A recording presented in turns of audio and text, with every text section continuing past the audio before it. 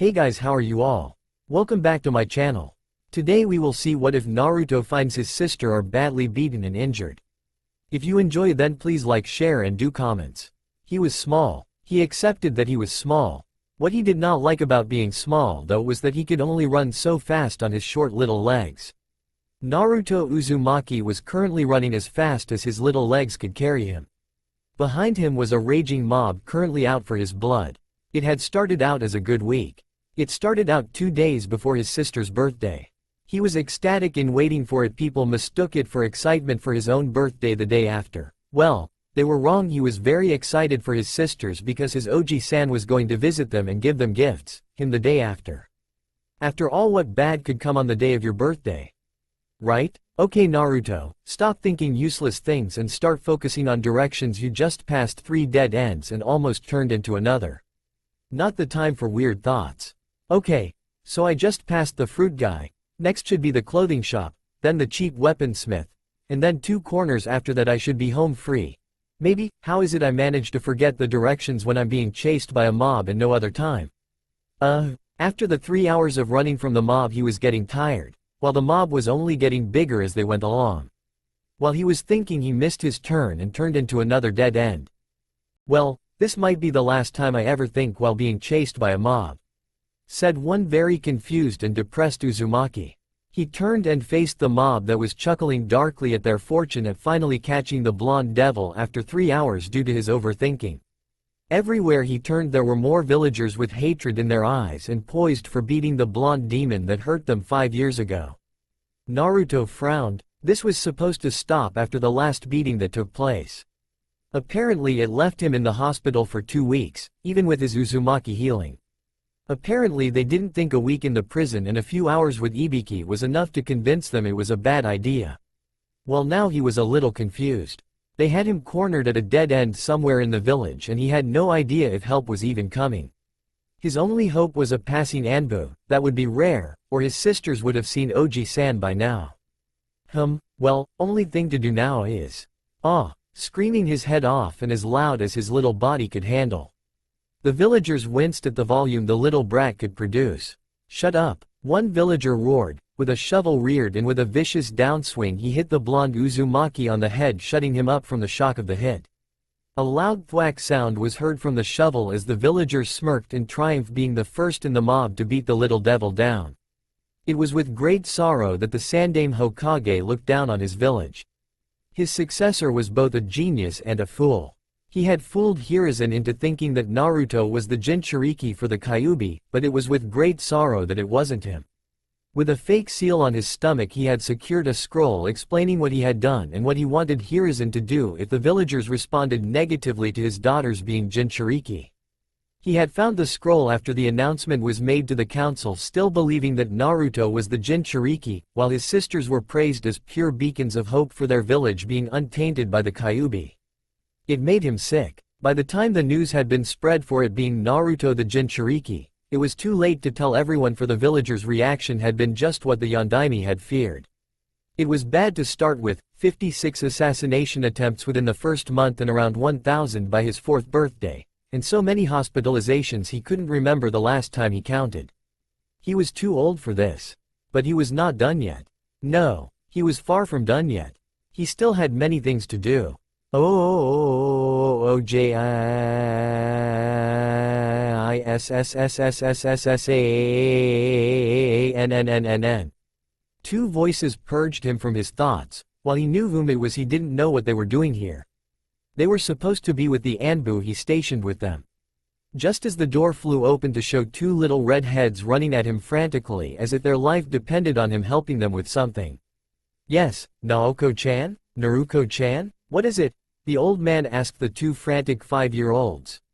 Naruto's being chased again and it's getting huge. Naoko shouted as they ran toward the old man to take him to their little brother. While it was only by a few hours and 1 day on their birth records, they both looked at him as a little brother to be protected from harm against all things. The old man donned his hat and took them both by the hand as he told the Anbu to start looking for the young boy. Snake, dog, cat, find him at once. The 3 Anbu saluted their Hokage before poofing out to search for the small boy before their search proved fruitful. After half an hour they found him with a mob still around him. They all jumped in and pushed the mob back with chakra-enhanced strength. When the villagers finally realized it was too late with Dog by the entrance to the alleyway and Snake and Cat right next to Naruto, there was no way they could get to him or get away. With Furry in mind, the Hokage showed up and sentenced them. Anbu, take them all to Ibiki, tell him to cut loose. Snake, go with them and make sure it happens. With that, the Hokage scooped up the small boy who was bleeding and unconscious to take him to the hospital. With Naruto and Naoko both by his side, the hospital staff were in no mood to test the Sandame when they saw the look in his eyes. None of them noticed the hidden glee in Snake's eyes behind her mask as she took the civilians away to torturing them for hurting her favorite Gaki. No one messed with her favorite Gaki and got away with it. No one. He woke up to a soft beeping and a couple of weights pressing down on his arms. Knowing only two things could have happened. 1. The mob got him and he's in the hospital with his sisters on him. Or 2. The evil purple aliens have abducted him for experiments and are going to feed him till he bursts for them to feast on. The two weights being candies and desserts for them to feed him until he got nice and fat. Snapping his eyes open, he checked to make sure it was the first one. Phew, saved by the sisters sleeping on my arms, again. Well, it's not like I could have been out long. He thought, slowly trying to work his arms and see if everything is still functioning properly. Okay, so everything is in order, fingers can curl, hands can clench, and my figure is still thin from no candy stuffing aliens. Phew, okay, now time to wake the girls. Or let them rest from scaring them running for Oji-san again. Nah. Naruko-sama, Naoko-sama, time to wake up. We need to get back home. He whispered to the two girls. Nothing, not even a disturbance in their breathing. Well then, if they want it that way then. Ne-sama, Ne-sama. The ramen is ready. If we don't hurry it will be eaten without us at home, all cold and soggy. Naruto whispered to the girls, plugging his ears with his fingers for the expected outburst. An outburst that came very quickly from the two sleeping redheads. We can't let the ramen get soggy, let's go little brother. They both screamed, waking everyone in a 5 miles radius and dragging Naruto out of the hospital and back home with speed that would make the Hokage whistle in surprise and pride at his 3 adopted grandkids. 10 seconds and a very annoyed village later. They stood at their apartment, opening the door and letting Naruto in the house to make the heavenly goodness. A heavenly goodness that he was quick to make to sat the anger that his two sisters were exuding around them from being tricked, but quickly sated once they smelt the heavenly aroma that was being made in the kitchen of their apartment. With Naruto making the food of the gods and him back at home, it was as if the mob never happened. Though the two sisters quickly realized they almost hurt their already hurt little brother for tricking them into getting him out of the hospital.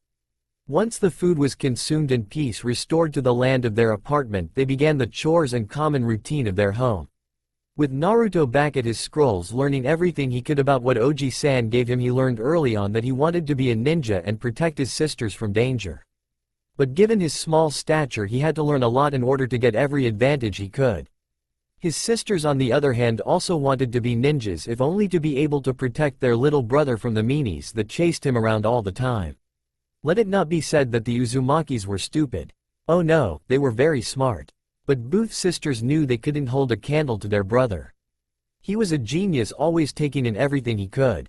Stories were memorized, scrolls learned, and chakra understood better. He was working on unlocking his chakra while they were doing the same, and physical exercise to make sure they could beat up all the meanies. Naruto had made charts and diagrams for them and showed them each what exactly each branch of jutsu did. Genjutsu, illusions that work on the target's mind and 5 senses, usually to impair someone's judgment. Ninjutsu, manipulation of their surrounding environment using chakra, including the 5 elements. Taijutsu, physical fighting using styles, forms, or brawling to fight an opponent. Iro Just-You, medical Just-You used to heal wounds, bruises, cuts, poisons. Fuinjutsu, the art of sealing. He was very thorough in Fuinjutsu. And Kenjutsu, the use of a sword or weapon to aid in fighting an opponent. Stealth was also an option that he pointed out gleefully, saying who wouldn't want to sneak up on people undetected to scare the crap out of people. The girls had opted for different categories than him, but that was fine with him. He had picked Fuinjutsu, Ninjutsu, Stealth, Iryo Just-You, and Taijutsu. Naruto had chosen ninjutsu, genjutsu, kenjutsu, and taijutsu, while Naoko had opted for the same as her sister, making them jump in joy for having someone understanding the awesomeness it would be to wield a sword, illusions and the elements against their foes. After the siblings' birthdays they worked tirelessly, Naruto more so than his sisters, though all of them were weary and usually cuddled up at night, with Naruto being in the middle, squished by his sisters who just so happened to usually fall on top of him from all the physical conditioning they put themselves through. It was a wonder they never got sick. 4 years passed like that, with them working together every birthday to make sure Naruto didn't get mobbed like usual on his birthday, usually by staying indoors and only working on chakra control or stealth. In the past few years though, the sisters had noticed their brother contemplating something every day, then finally telling them after they promised to keep it a secret. He was working on a seal that would help them, almost like a compound surrounded by seals, to either suppress chakra or any sign of them being there at all. They had marveled at the idea, saying that it would be the best present ever if they got a whole compound merely for their benefit. While Naruto wasn't sure about it being on time for a birthday, he was sure that it would take time. More time than he was already investing in fuinjutsu. He had to find a way to have more of himself. To the library, he shouted one day after the morning workout. The two girls were a little startled, since he didn't usually go to the library because of the mean lady at the entrance. So the 3 9-year-olds hurried to the library, only to be buffed out by the library lady saying demons weren't allowed in the library. So they did the most intelligent thing a 9-year could do. They ran to the Hokage. "Oji-san, he's in a meeting." "Naruto-san." "Oh, okay, thank you," the triplets said. Walking to the seats, the siblings brought out scrolls, books to read to pass the time. Naruto reading a fuinjutsu scroll on advanced sealing for journeymen. Naruto was reading a romance novel to pass the time. Naoko was reading a picture book. After an hour of waiting, the secretary allowed them to go ahead. "Oji-san." The three continued to run full speed to the Hokage as if they never sat down. The professor was finally sitting down at his desk, hoping for a relaxing day after the hectic council meeting.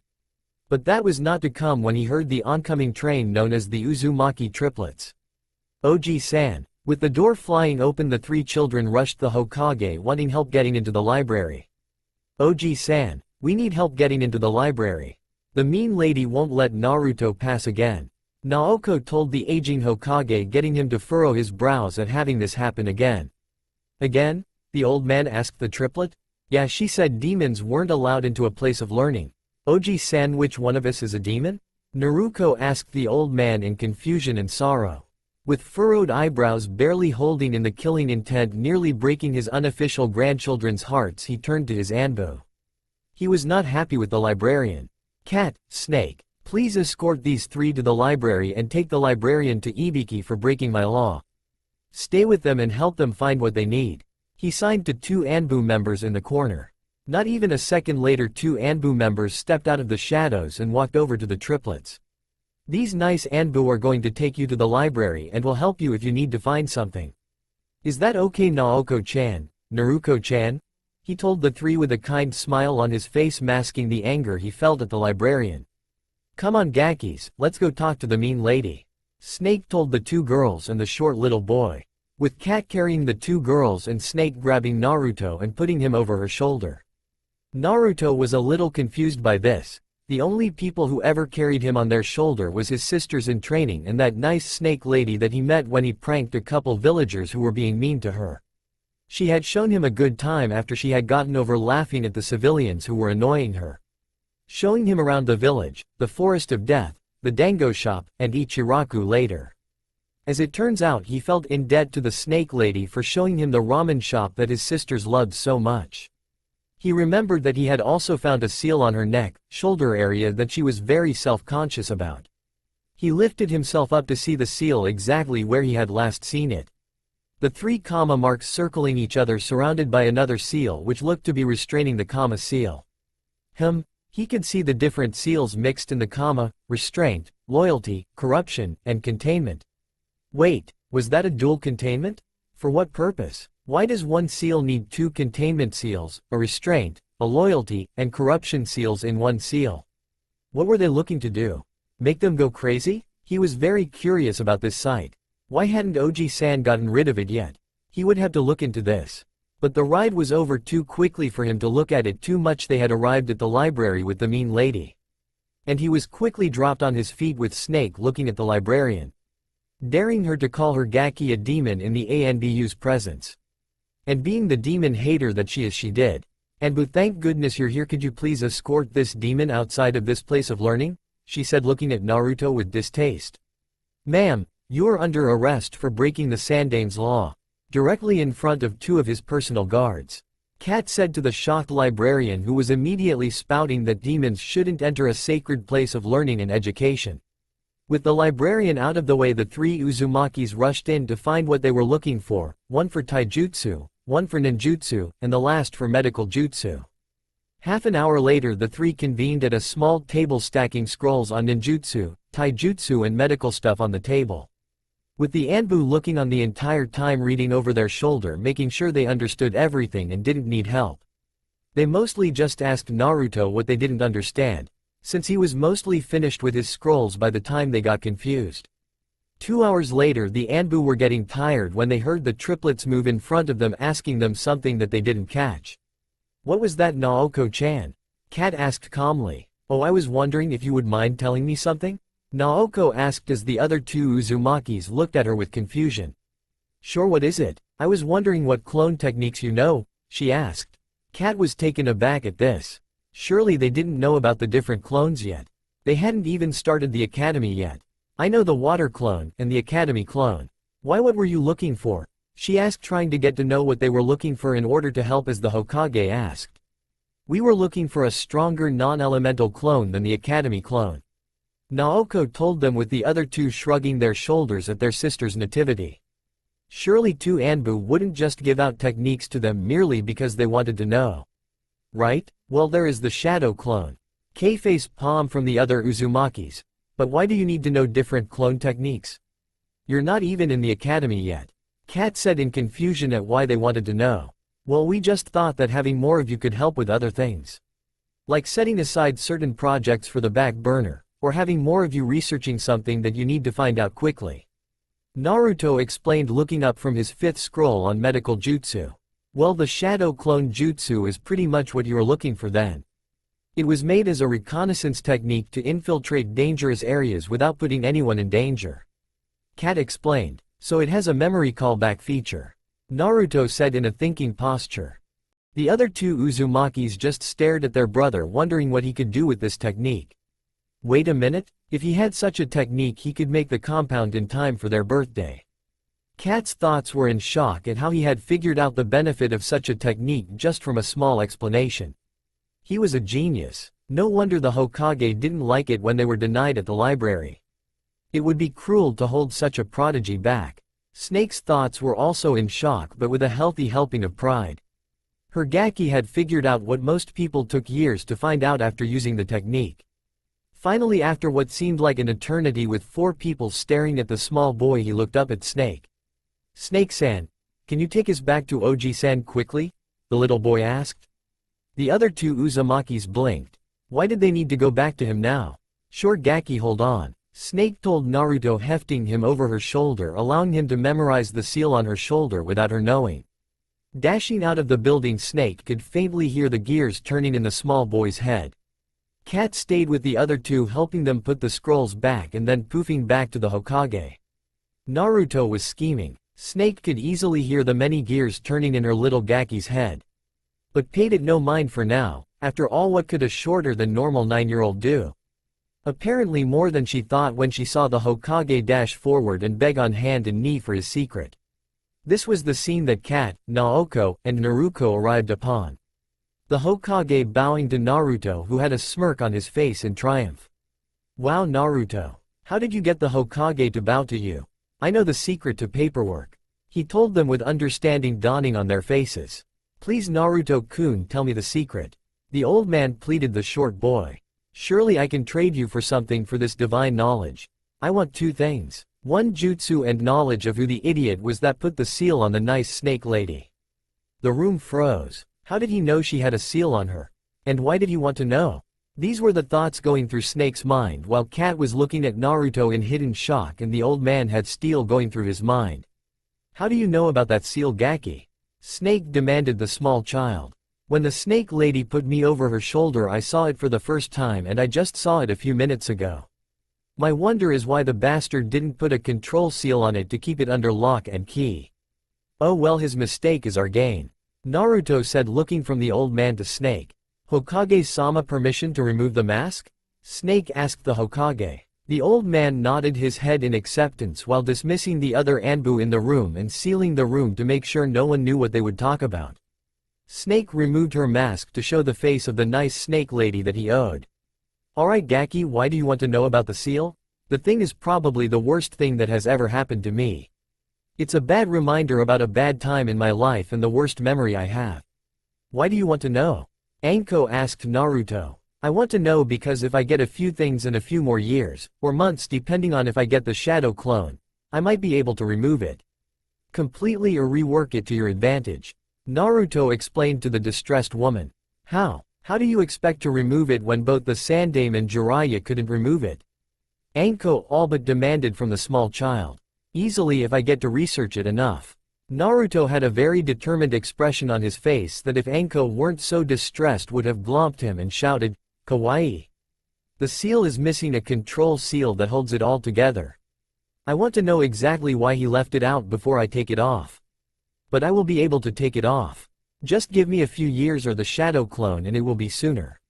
He explained. Hiruzen was confused. How did he know about how he knew about the shadow clone in the first place?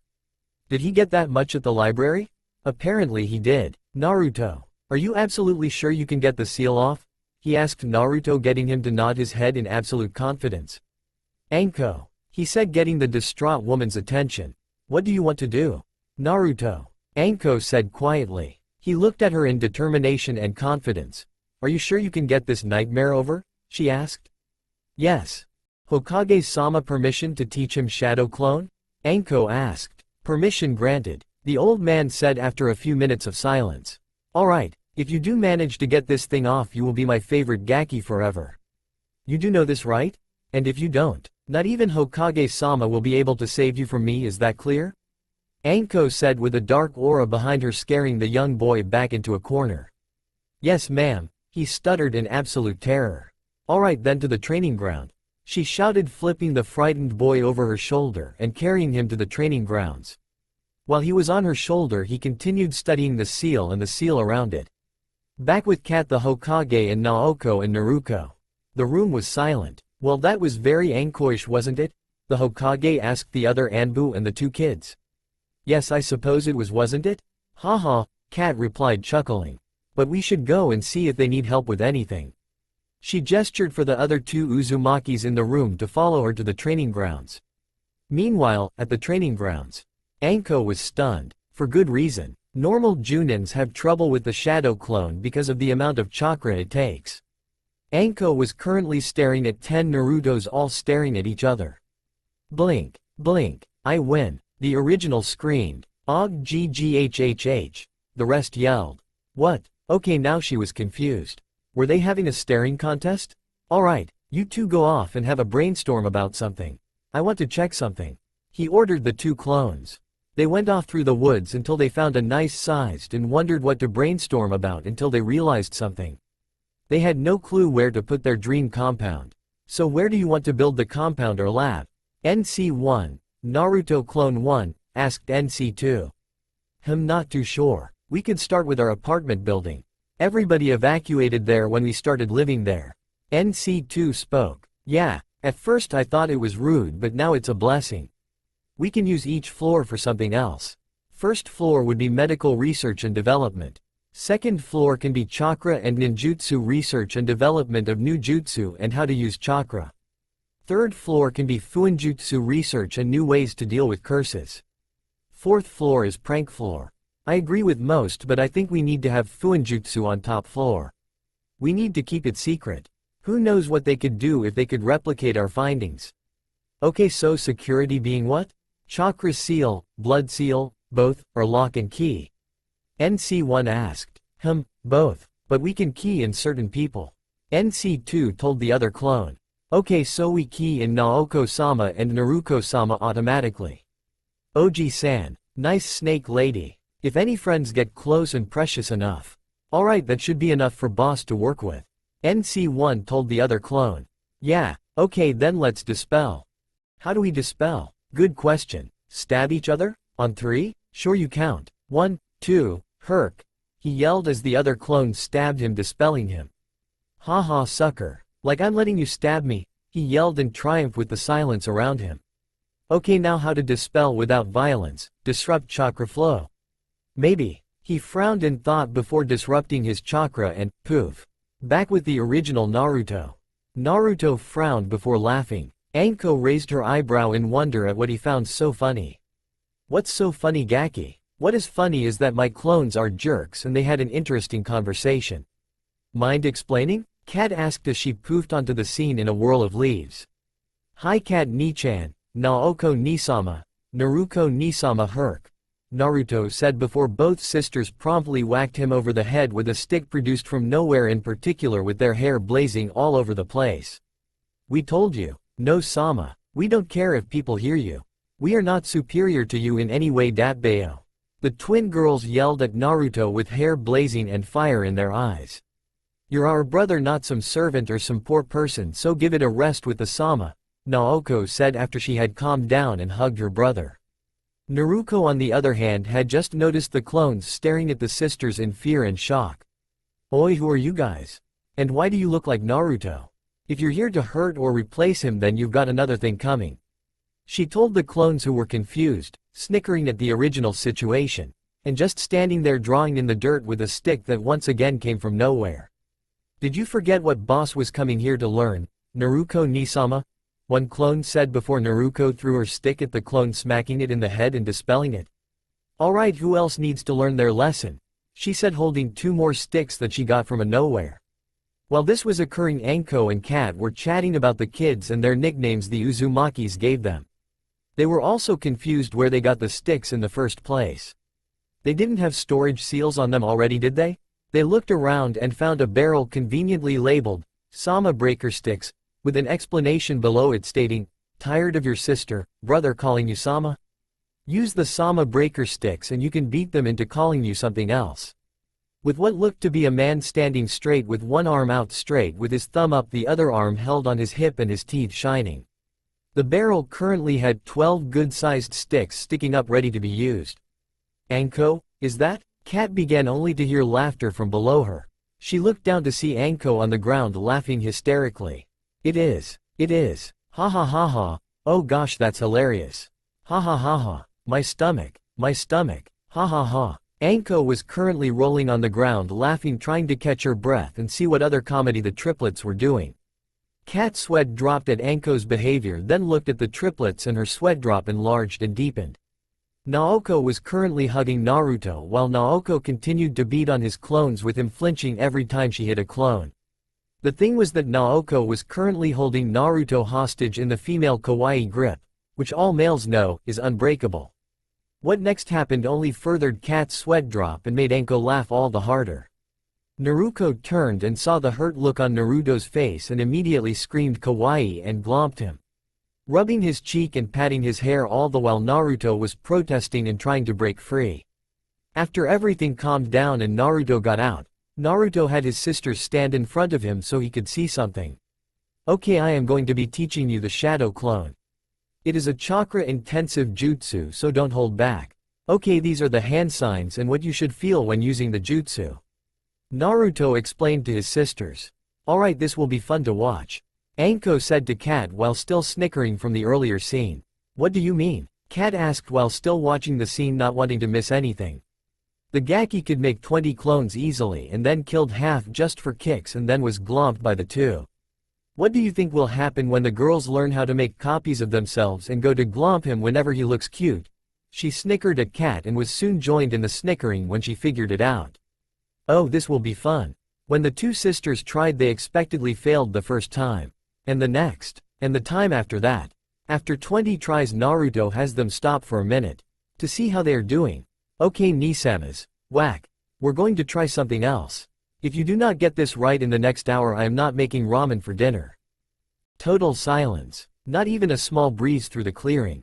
Shadow clone technique. The two yelled simultaneously. With the many poofing sounds heard throughout the clearing, Naruto blinked. I thought I had a fair bit of chakra, then they go and do this, he mumbles out, pouting. 10 seconds later we see hundreds of twin sisters looking around the clearing, and then one shouts out, "Kawaii!" They all turn to Naruto, who has his arms folded and a frown on his face. All in all, he looks like a small kid who had just been denied his favorite candy. Hundreds upon hundreds of sisters glomped their brother, saying how cute he looked. Poof! What? Where did he go? One clone of Naruto asked around. Kat and Anko were also confused. Did he learn substitution? They didn't sense him around, which means it really was a clone pouting. How long had he been gone? He was good. They didn't sense him leave at all. Got to give the Gaki credit. I didn't sense him leave at all. Well, we better go find him. Don't want him alone around dark. Especially when he has the academy coming up soon. Anko told Kat. Yup. Then again, if he doesn't want to be found, we could use a little help, she said pointedly, looking at the clones.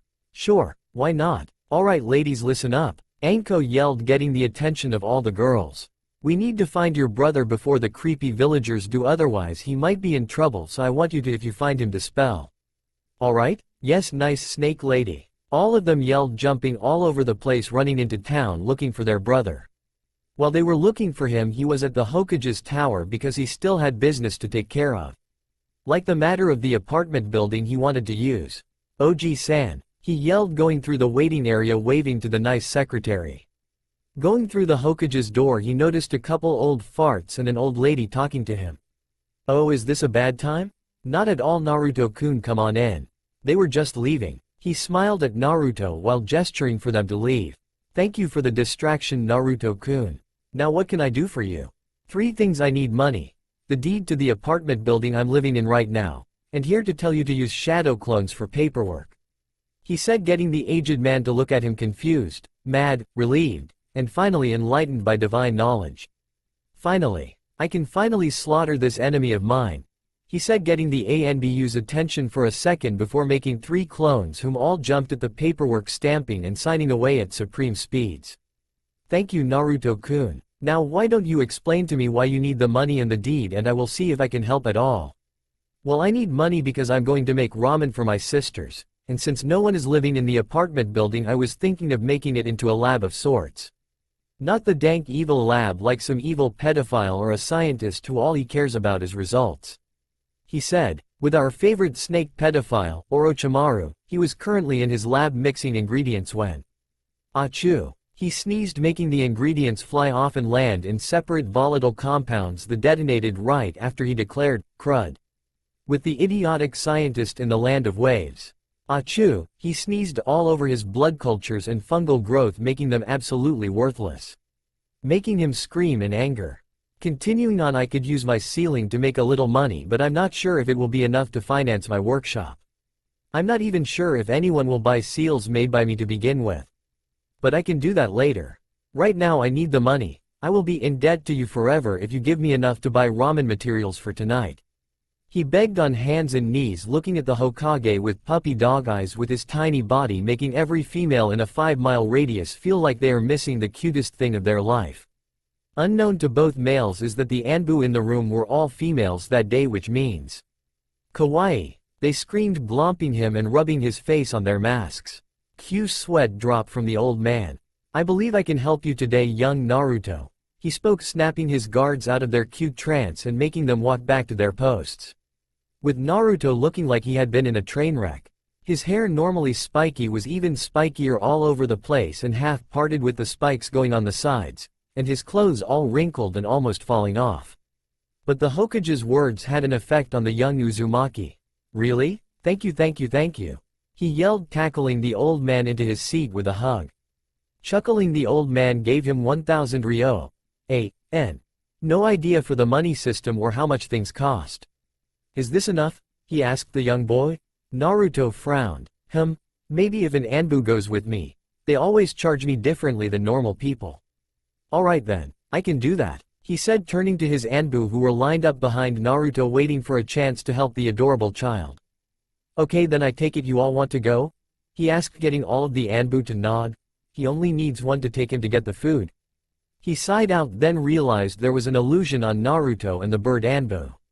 Realizing what had happened, he went back to signing his paperwork with his clones snickering at the Anbu, who must be confused by now. Kai, one said softly, disturbing the illusion, showing Naruto and Bird had already left. They fumed at Bird for taking the cuteness while they were distracted. With one large group sigh at being tricked, they trudged back to their positions in the shadows in shame for falling for such a simple illusion. With the girls' clones spreading throughout Konoha, they were frantically looking for their brother. They had looked everywhere: the market district, the clan district, the civilian residential district, and the other training grounds. They knew not to check the hospital because he would never go there, which only left their apartment. Moving there, the 20 clones surrounded the apartment looking for disturbances on the outside before moving inside. Silently they moved to the door before they could hear nothing but a few shuffles and pots and pans in the kitchen. Robbers? Oh hell no. Not in their apartment. They all stormed the apartment, breaking the door in the process, only to see Naruto getting the ramen pot out and groceries on the table. I was going to have my clone tell you where I was going, but you dispelled him before he could tell you.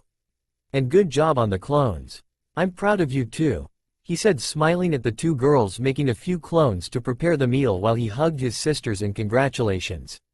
Only to get smacked on the back of the head by 20 angry sisters. Where were you? We were worried sick. We thought you were out alone. At night, they raged with fire in their eyes.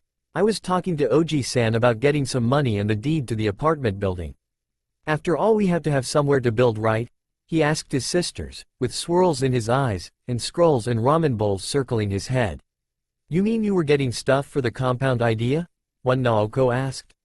Yeah, boss was thinking it could be in our apartment building since it's empty and no one is using it other than us. If we had the building, we could do whatever we wanted with it.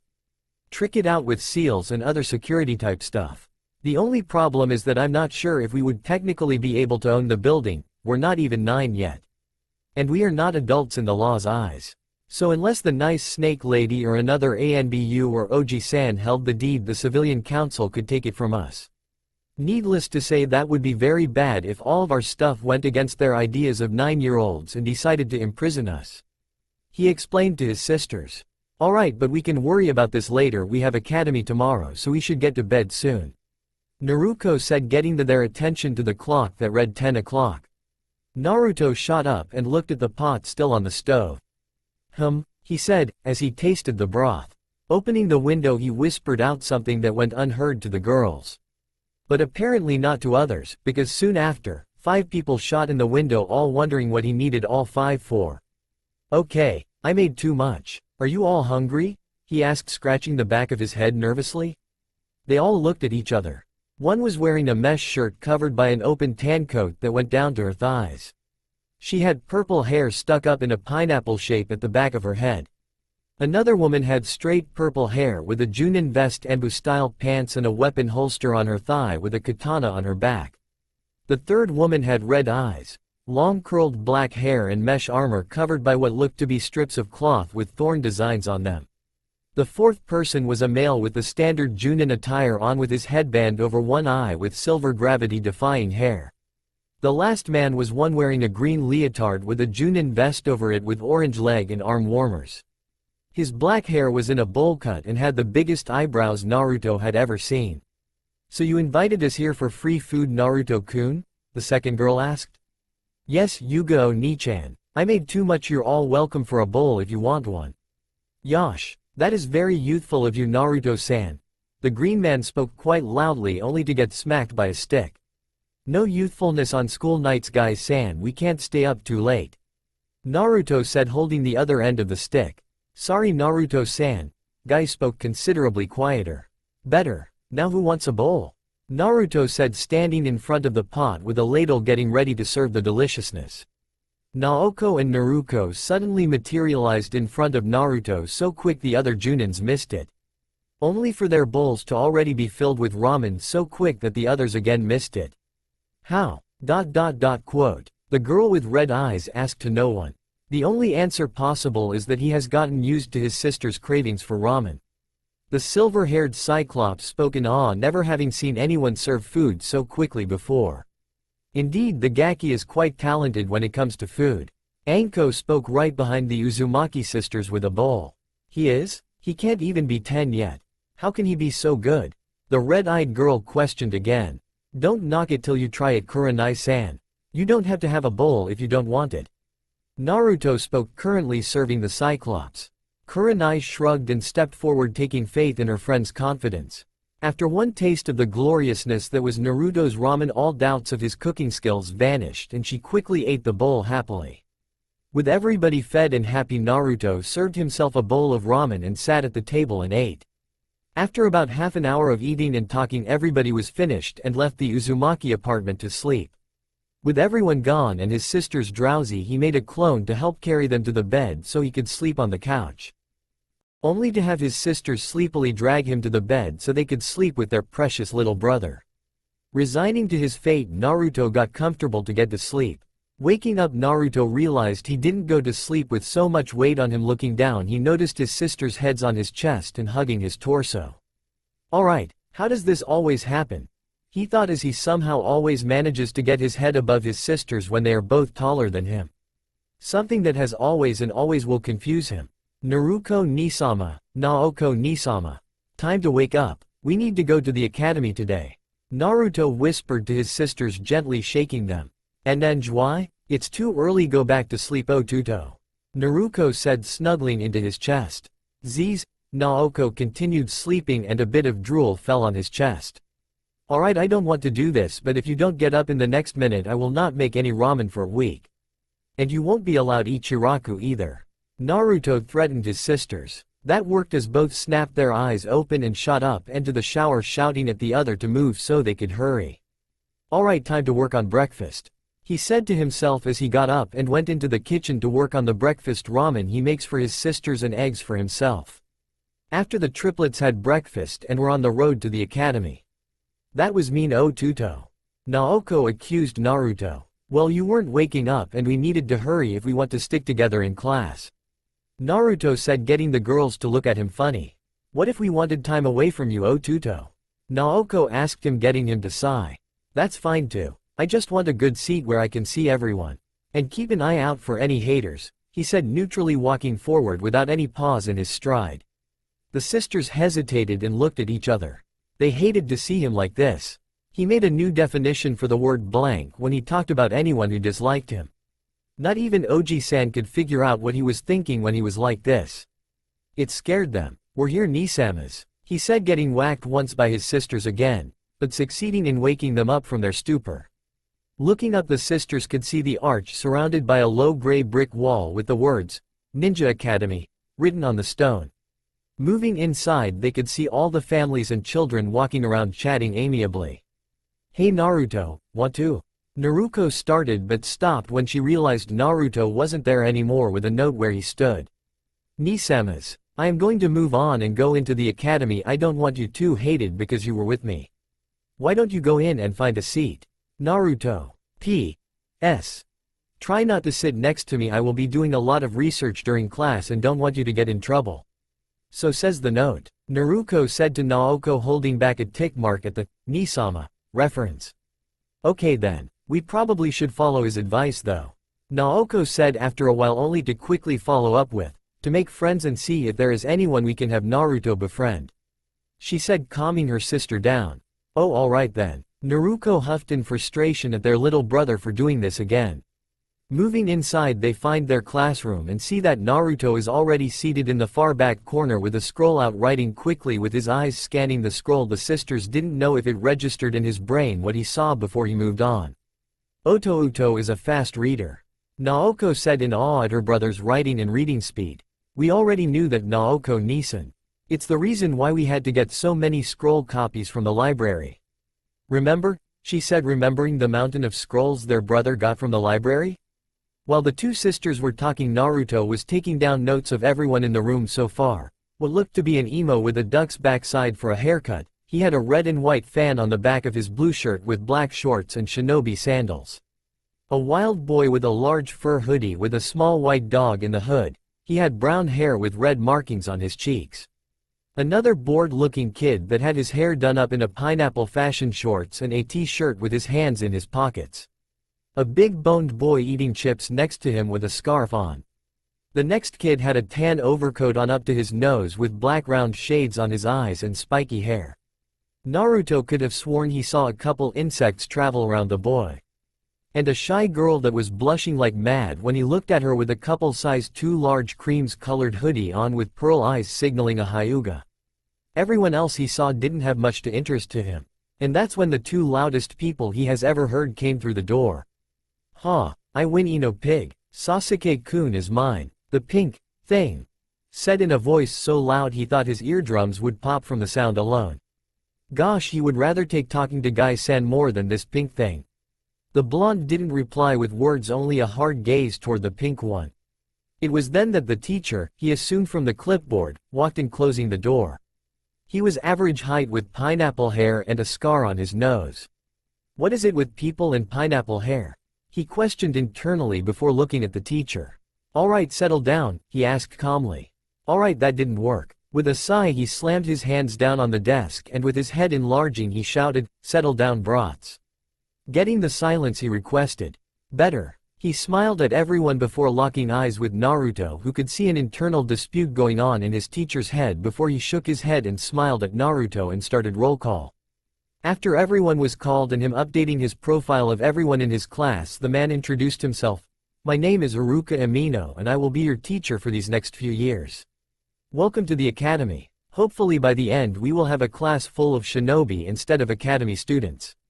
Let's study hard to get our skills up.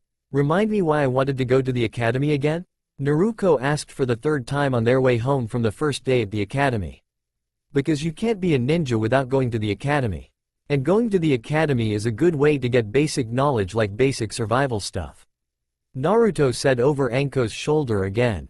"Remind me why you came to pick us up, nice snake lady?" Naruto asked Anko. "Because I was bored and wanted to see what my gakis were up to."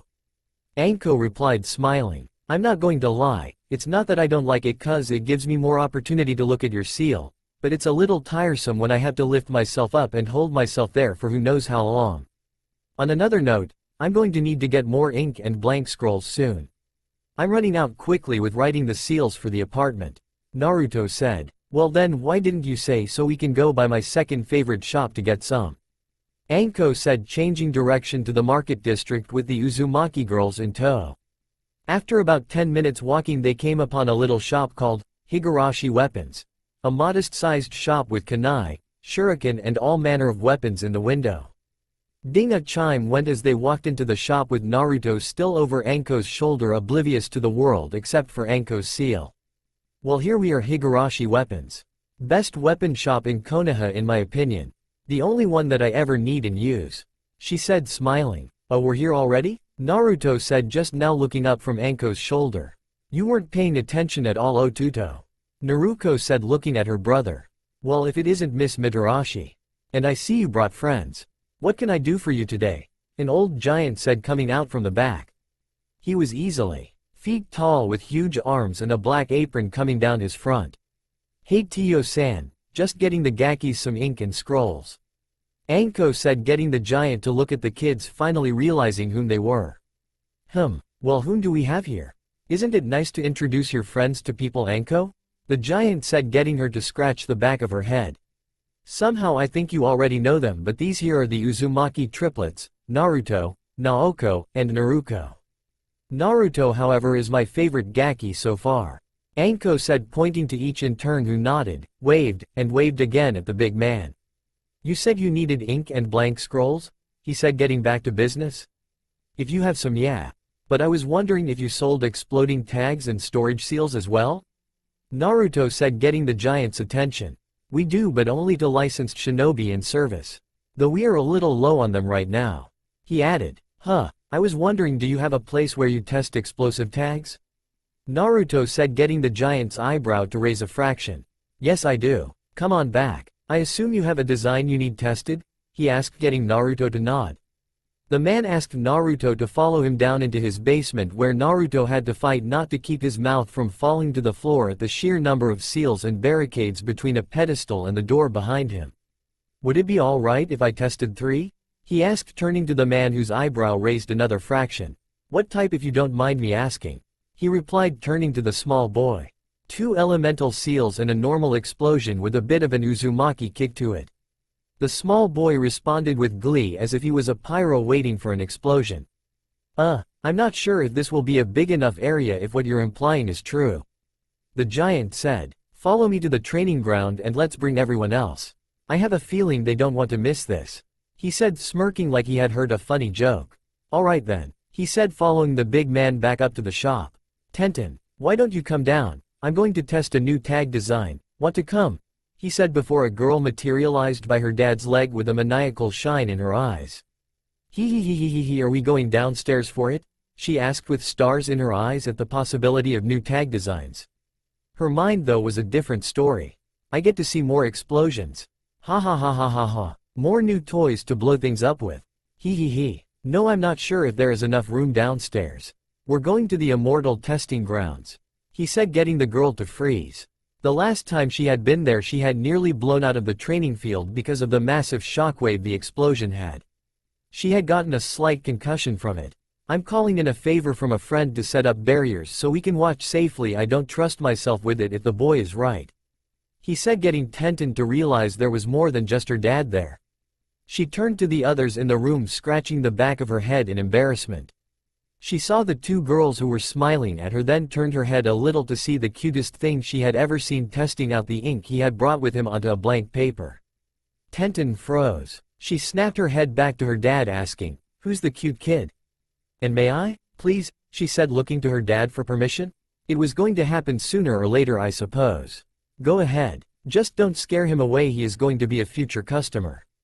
He said. Next thing the sisters and Anko saw was Tenten materializing in front of their little brother, Gaki, and glomping him, screaming, "Kawaii!" and rubbing his face with hers in delight. "Ah, not another one," he yelled, getting the others to laugh at his plight. The giant just raised his eyebrow a little more this time, asking, "Another one?" he asked Anko, who looked at the girls who were blushing a little with red faces, thinking, "We're not that bad. Are we? I mean, who wouldn't want to hug the cutest thing on the face of the planet? And he's our brother, we just get to do it all the time." The older man nodded his head sagely with his arms crossed in understanding.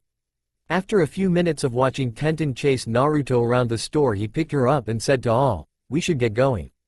We need to stop by the Hokage's tower before we go to the ITG. The old man owes me a favor and I'm calling it in to make us a shelter at the ITG." He said, walking out of the store and changing the sign to "closed." With that the group headed to the tower. "You want me to make a shelter at the ITG?" the old man asked the group in front of him. Naruto was on the right side of Anko, watching his sisters talking with Tenten between the adults, with Tio-san on the left side. "I feel like I'm going to regret it if I don't go." "Well, let's go. I'll make the shelter merely to see what Naruto is doing with the paper I gave him," the old man says, standing up and letting his clones fight his mortal enemy. "Plus, since that piece of divine knowledge, I can take more breaks," he says, grinning. On the way to the ITG, the Hokage turns to Naruto. "Naruto-kun, what kind of seals are we going to be testing?" "Two elemental and an exploding seal with a little oomph in it from me," he replies, grinning. "Thanks for inviting me," Hiruzen says to Tio. "No problem, figured you would want to be here for this," Tio replies. Once the group arrives, they see what looks to be an empty training ground with a brown pedestal with seals written along the length going down and the top of it. Around the seal is a massive ceiling array that Naruto had never seen before. "Well, we're here. The immortal testing grounds, made by Mito Uzumaki in the Shodem's time when his wife wanted to test out some tags," Tio said, getting Naruto to look at him in surprise. "Mito Oba made this?" he asked, getting a nod from Hiruzen and Tijo. "Holy crap, I didn't know she did anything that is still left over," getting Naoko and Naruko to look at Naruto oddly. "Who is Mito-san?" Naoko asked Naruto. "The Grand Mistress of Sealing for Konoha. I doubt anyone has even come close to her level of sealing in all time, with the exception being some of her clan. Are there any more of her seals left around, Oji-san?" Naruto asked, star-eyed, getting Hiruzen to blink from the information. Coming from Naruto, this was rather explosive in terms of emotion. He hadn't seen Naruto this excited since he took Naoko and Naruko out to eat so he wouldn't have to cook for the twins. It was kind of sad that both Naoko and Naruko didn't know how to cook, so it was always up to Naruto to cook. Then again, if he didn't have to cook that much, I doubt I would have ever have had some of his devil killer chocolate cake. Cake, he thought, going misty-eyed and his stomach growling at the thought of Naruto's cake. The others heard this and turned their heads in time to see Hiruzen eyes fogging up. Darn it, he's thinking about the cake again, isn't he? Naruto asked rhetorically. Sighing, he walked over to the old man and tugged on his sleeve. Turning his head, Hiruzen was met by the most adorable scene ever. Naruto tugging on his sleeve with wide watering eyes, asking him, "Please stop thinking about the cake. I only made it once, it wasn't that good," he said, getting everyone to look at him. Then the girls, who had once again stars in their eyes, and every female in a 5-mile radius feeling they were missing something ridiculously adorable. Hiruzen at once stopped thinking about the cake. Doing anything those eyes wanted was important. You couldn't resist those eyes. Even if they were on a boy, considering he was shorter than normal, Hiruzen still thought it was strange that a boy had the doe eyes down pat. But the sisters and Tenten weren't affected by the request, sadly for Naruto. They were affected by the cuteness. "Kawaii!" they screamed, glomping the poor boy and rubbing his face on theirs. "Now I see what he meant," Tio said, looking from the Uzumaki sisters to Anko.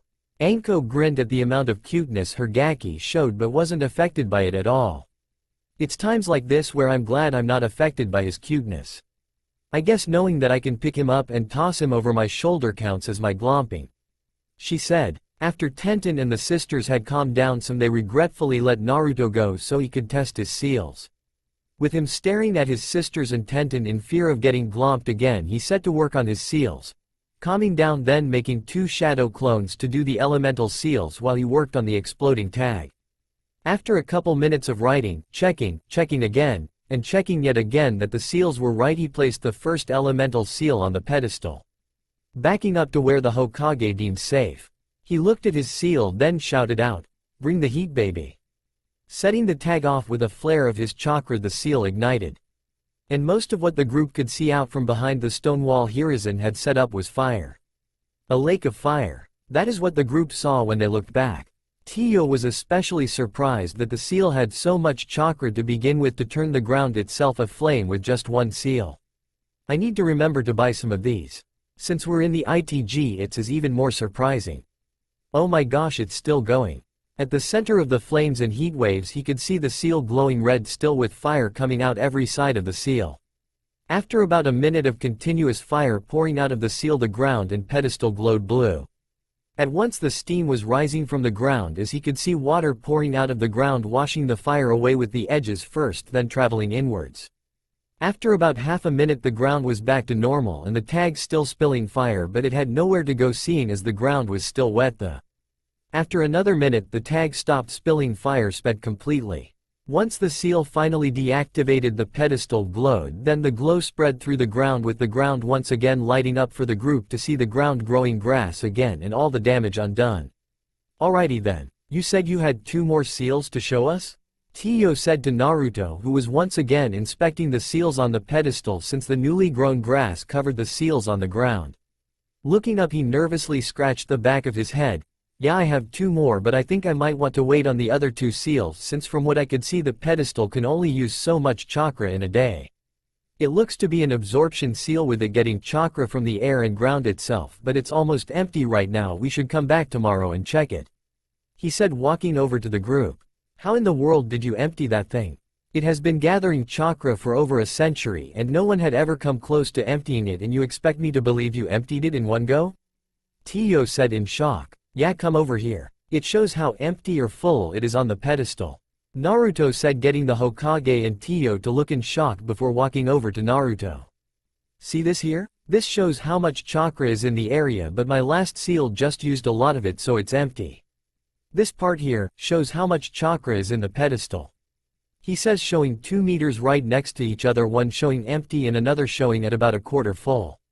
"Hokage-sama?" Tio asked. "Yes, Tio-san? How did we miss that after all these years of using this thing?" "I have no idea, Tio-san. Just checking." After the 2 old men had finished with their shock and confusion, they approached the kids with Anko.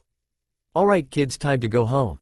We need to let the seal reset and restore itself," Tio said, getting Anko and the kids to turn around and head back to the store.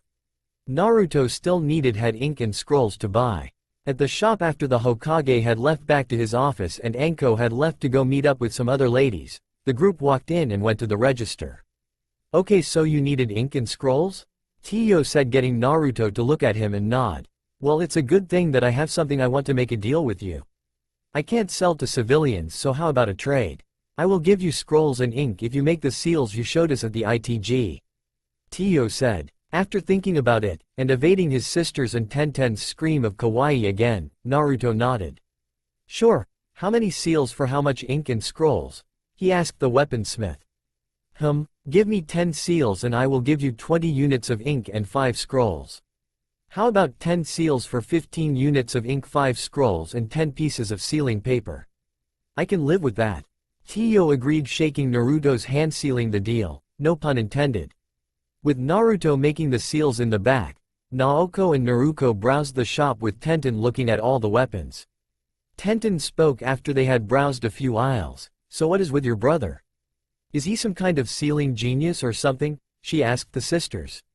Otouto is good at whatever he sets his mind to. He once went a week just pranking the Anbu headquarters for stealth practice.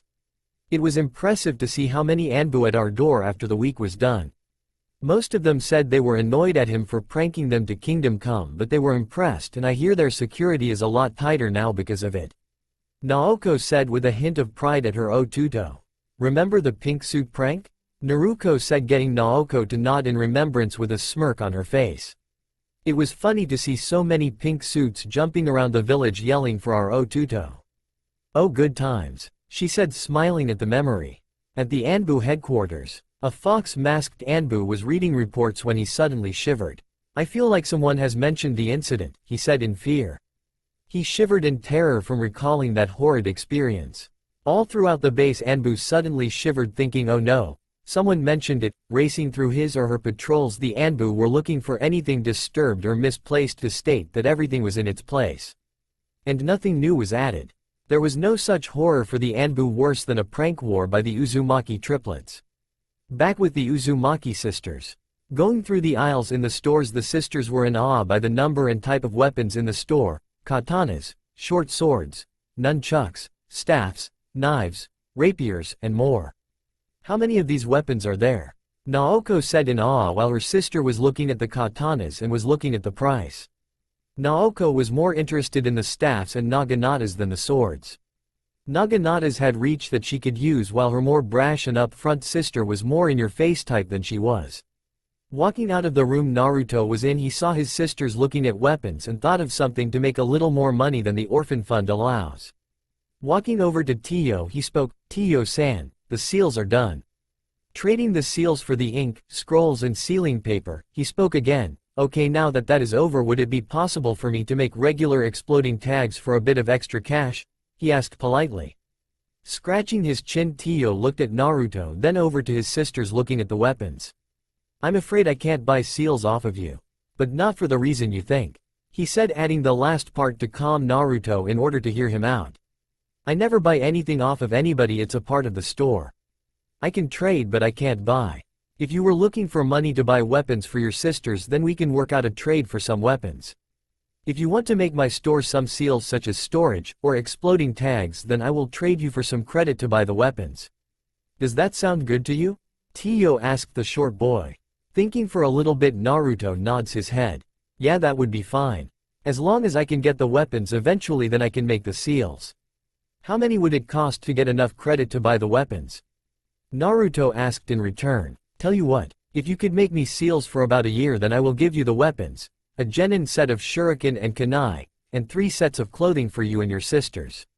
This deal will only include storage scrolls and exploding tags. Any other seals will add to the amount of credit you have. Do you think I could add seals to the weapons as well?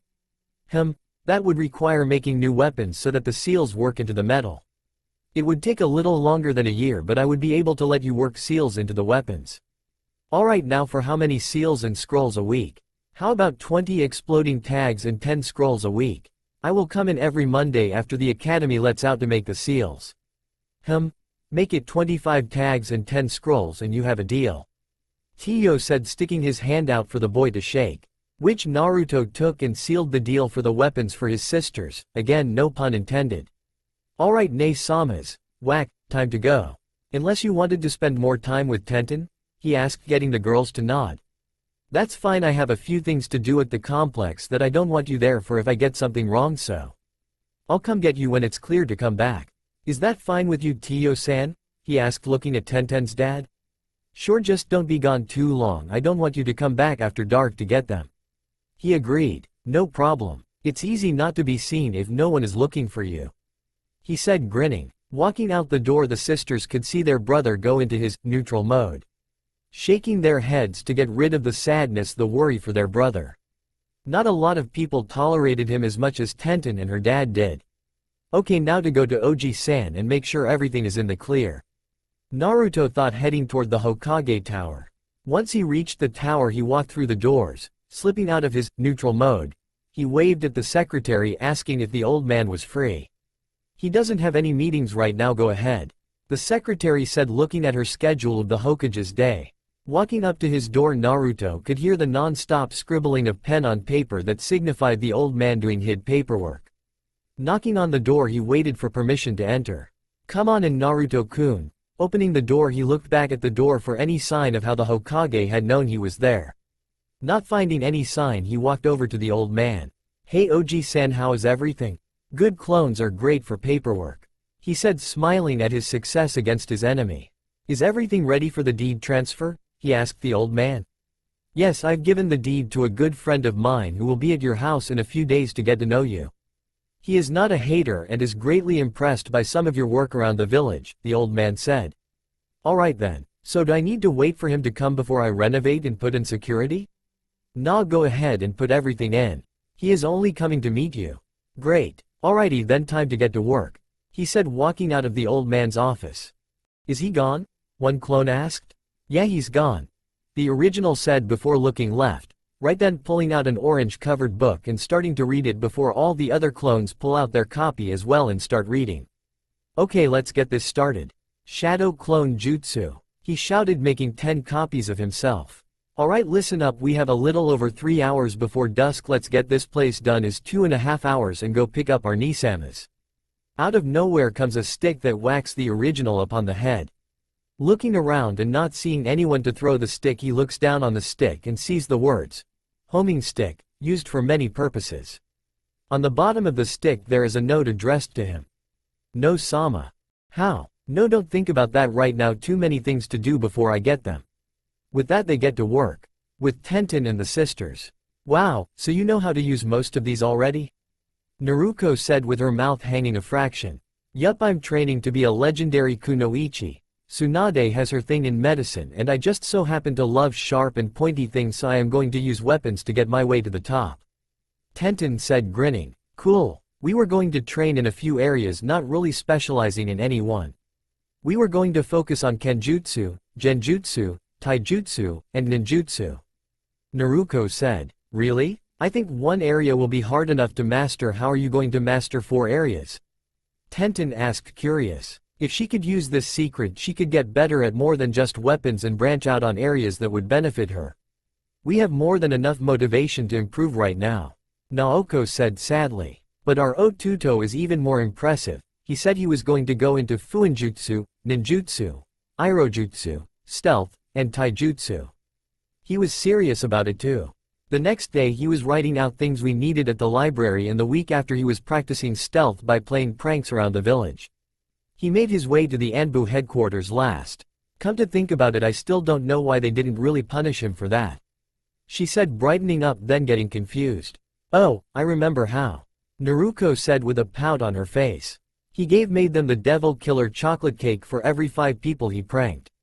Remember the day we woke up and the apartment was smelling absolutely delicious and he said we had to be out of the house that day. When all was said and done that day, Naruto had the forgiveness of 100 Anbu members that day. But after that week the fox masked man came and told him he didn't need to make the cake anymore if he did pranks. It was weird. The head captain of Anbu came and told us that we could prank them all we wanted, saying, if they get pranked it's their fault for not being aware enough for a couple of kids to get past their guard. The week after he came back saying at least 2 cakes per week of pranks. Otouto got a lot of practice in his cake making that year, Naruko said, getting a nod out of her sister. What kind of name is Devil Killer Chocolate Cake? Tenten asked confused. The best cake you will ever have. Period. Both sisters said at once. What if I don't like chocolate? Tenten asked. Then you will after you have this cake. Naoko said with her sister pointing at Tenten. You don't like chocolate? What is wrong with you? Naruto half yelled, getting Teiho's attention from the front desk. What are you girls talking about? He asked, getting their attention. Only the best cake ever made by mankind. Naruto said. Oh, you mean Naruto-san's Devil Killer Chocolate Cake? Teiho said. How do you know about the cake? Tenten asked in shock. Hokage-sama gave me a piece after I dropped a price of a large order he made. Best cake I ever had. He said, smiling at the memory. I'll believe it when I try it. Tenten said skeptically. Alright, I invite you to our birthday party then. Naruto said, getting a smile out of her sister. Usually it was only adults at their party, while Naruto didn't have a party because he was always hiding that day. They were glad to get a friend out of someone they could count on in the future. Alright then, when is it? She asked. October 10th, Naruto replied, grinning. After figuring out party stuff and denying presents for half an hour, the girls talked about girly things that I do not know about. Because I'm a guy. Okay, that should be enough of a skeleton for security system for tonight. Tomorrow I can do the next level. Naruto said after his clones dispersed for the night. Alright now too. He paused, looking around for any sticks. Not seeing any, he finished. Go pick up Nisama's. He finished with no sticks hitting him, yet. Walking to the shop, he approached quietly, blending in, just keeping to himself while looking around, keeping an eye out for trouble. Not finding any on the way to the store, he walked in the store. Naruto Nisama, Naoko Nisama, I'm back. He called out, getting two familiar whacks to the head and then hugged by the whackers. Good to see you, Otuto. Naruto said. How did the ceiling go? Naoko asked her brother. It went well, nothing bad happened.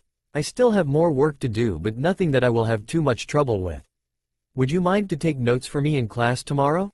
I'm not going. I need to finish the ceiling before anyone else shows up at the complex. It would be bad if someone managed to get their chakra keyed into the compound. Naruto said, getting his sisters to nod in acceptance. You're going to the academy as well? Tenten, if he remembered right, asked. Yup, tomorrow is our second day so far. Naruto said. Why are you skipping tomorrow, Naruto-san? Tenten asked. Because tomorrow I am putting in a lot of chakra-sensitive seals and I don't want to de-imprint people who just happen to wander in the compound. I'm putting Naruto Nisama and Naoko Nisama in when we get back. Naruto explained. Alright then. Well, if you're going to skip, why not use a guard to keep people away for the day? Tenten suggested. Thinking for a bit, Naruto nodded. That would work. I'll have to remember to bring Oji-san by tomorrow. After thanking Teiho for keeping his sisters here for a day, the triplets walked out of the store. So Tenten, what do you think about them? Teiho asked his daughter. They are nice people, and Naruto-san seems to be going through a lot for his sisters. Still, I wonder why he calls them Nisama instead of just Nichan. She wondered. I only ask one thing of you for their sake, don't judge them until you really know them. Her father asked. Already going to. Besides, actions speak louder than words. Sei said, wondering what her dad knew about her new friends. Good to hear. Alright, now that we're back, we can put your chakra into the register. Naruto said, holding his hand over a seal on the main door of the building. Okay, Naruto Nisama. Whack, put your hand on the seal here. Okay, now add a little bit of chakra to it. And voila, you are keyed into the building. Now onto Naoko Nisama. Whack. Okay, same thing, just put your hand here and add a little bit of chakra. Alright, that should do it. Welcome to the building, now let me give you a little tour. Uto, how much have you changed the house that we need a tour? Naoko said curiously. You'll just have to see, won't you? He said, walking forward. Going to the first door, he opened it, showing a white room with a couple desks in it, with a bed by the right wall, a black board with one clone copying scrolls down on one of the desks. How many scrolls left? He asked the clone. I'm on the third scroll. I have 2 scrolls left.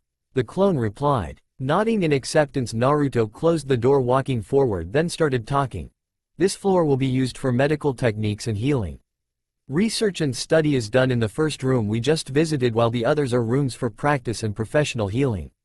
The room at the end of the hall is for experimental healing techniques that I haven't mastered, or combining certain types of chakra to make a new healing style.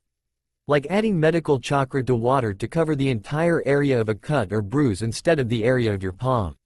They continued up the stairs to the next floor that had 10 rooms marked differently. The first room they saw had the kanji for fire on the center with RPD below it. This floor is dedicated to chakra techniques such as elemental styles, chakra manipulation, and control. He explained, moving past the other doors to the 2 rooms at the end of the hall. These 2 rooms are for experimenting with chakra. They are going to be heavily sealed and used to find new ways to manipulate chakra. Coming up on a sign that said, "Not yet," he stopped and turned to his sisters. Up on the next floor is the prank floor that we are going to skip because it is not finished. The next floor after that is going to be my workshop. That entire floor is going to be extremely heavy sealed and only accessible by a seal that I will add to you both once it is done. Now, since the rest of the building is being finished tomorrow, I asked the nice snake lady if she could take you to the academy tomorrow, and she said she could, so she will be here around 7:30. He said, explaining what was going to happen tomorrow. I just noticed something. Naruto Otuto, where are we sleeping? Naoko asked, getting Naruto to blink at the question. We are going to sleep in the basement. Naruto said, getting the two to widen their eyes at his statement. They never went into the basement before. The landlord always told them to butt out and never go in. It couldn't be that bad, right? Come on, Naruto was confident about it, so why shouldn't they be? Oto, have you been in the basement before? Naruto asked Naruto. Yes, I have. It was when I was cleaning down there earlier with my clones. It was strange. I think the landlord just had it as his man cave. There was a fridge with beer in it, a couch that is quite comfy and a futon that was folded in the corner, and a table with a couple of decks of cards. The old landlord came by and asked for help in moving it all to his new one. So everything is gone except the futon. Naruto explained to the girls. Who else would have thought that was why the landlord wanted the girls out? Well, alright then, Naruto said, getting her sister to nod. Alright, well, we have academy tomorrow, so let's get to sleep then. Naoko said, ushering the other two downstairs. Entering the basement, the triplets see one of Naruto's clones moving a couple futons to one side and a mini stove to the other with bowls of instant ramen with it. Alright, let's go to sleep, girls, you have academy tomorrow and I have a lot of work to do. Naruto said, going to one futon while his sisters took another. Too bad they liked sleeping with their Otuto. Come the middle of the night when Naruto is asleep, both sisters sneaked over to their Otuto's futon and snuck in with him. Falling asleep with content smiles on their faces. Morning came too early for the sisters, as they didn't know why it had to be so early when their Otuto was getting ready. With a shadow clone to explain what was going on to their teacher, the girls plus the clone set out for the academy. Okay, now to do the heavy stuff. Shadow clone jutsu. With a poof, 21 clones came into existence, all with determination in their eyes. Alright, listen up, we finished the skeleton yesterday, today we do the heavy stuff. Rewriting scrolls, setting up the 3rd and 4th floor. And if we finish it, the home seal. If Oji-san helps, we can get the battery room in a room below the basement. I want 5 clones to work on the rest of the security that we didn't get to yesterday. Make sure to work on adding the illusion seals, but don't activate them yet. We need to make sure whoever is coming can find their way here. The next 5 clones work on adding chakra storage seals to each room for lighting and electricity work from the basement up. I don't want to rely on the civilians for power. Try and add a few chakra absorption seals around the house, see if we can use nature to our advantage. Link all electricity seals to the main battery when Oji-san comes. Another 5 clones I want working on our home seal for when we are found out of the house too late. The last 5 is going to work with me to make the chakra storage seal in order to fit as much chakra in it as we can. Boss, you missed me. What do I do? The last clone asked. You are going to go get Oji-san and tell him we need his help to finish the complex. If he is busy, tell him to please send an Earth-style user to help. Also tell everyone to come after the academy so we can give everyone a good tour of our home. Want to have everyone keyed in so they can get to us if they need us. Naruto instructed. Will do, boss, the clone said, dashing off. Alright, let's get to work, Naruto said. Boss? One of the last clones asked. Yes? Are we seriously going to use a tiny storage scroll for how much chakra we are putting into our main battery seal? One skeptical clone asked. No, we are not. We are marching over to Tio-san's place to buy a larger scroll. Naruto said, walking out of the building. At the academy, the Naruto clone was currently talking to the scarred teacher, whose name he learned was Iruka. So you skipped academy today merely because you have a project you want finished? He asked skeptically. What kind of project could an academy student, one who knew the shadow clone but an academy student nonetheless, be working on that takes priority over the academy? I know my lectures aren't all that interesting all the time, but that doesn't make them less important, Naruto. Iruka scolded. Looking back on the date, it was October 9th and the Kyuubi festival was tomorrow. If he remembered right, Naruto's birthday was 2 days from now. Closing his eyes to think for a second, Iruka decided on what he was going to do about this. Alright Naruto, go work on your project. But I expect you back here by the 13th. And I will be making you some extra homework for you to work on in the meantime. Wait there, he said, walking over to a filing cabinet and pulling out a couple pieces of paper. Alright, I expect these done by the 13th. If they are not done, I will be giving you a detention for skipping out, alright? Iruka said, smiling at the boy. He had done some soul searching last night and found out his thoughts for the small boy currently smiling at him. Surely such a small and happy child couldn't be responsible for his parents' demise. That was for a creature much taller and eviler than he. Thank you, Iruka-sensei. Could you give the papers to my sisters? The Naruto clone said. Iruka just smiled and nodded. Walking out of the room, he smiled softly at the thought of what his teacher had just done for him. With one tear trickling down his cheek, the clone poofed out of existence. So that is why Naruto was currently talking to Tio before his academy clone poofed, bringing a tear to his eye and smiling softly at the memory. Tio could see the emotion swirling around in Naruto's eyes. Acceptance and pure unadulterated joy. Not wanting to disturb such a happy moment for the boy, he brought out the largest scroll he had.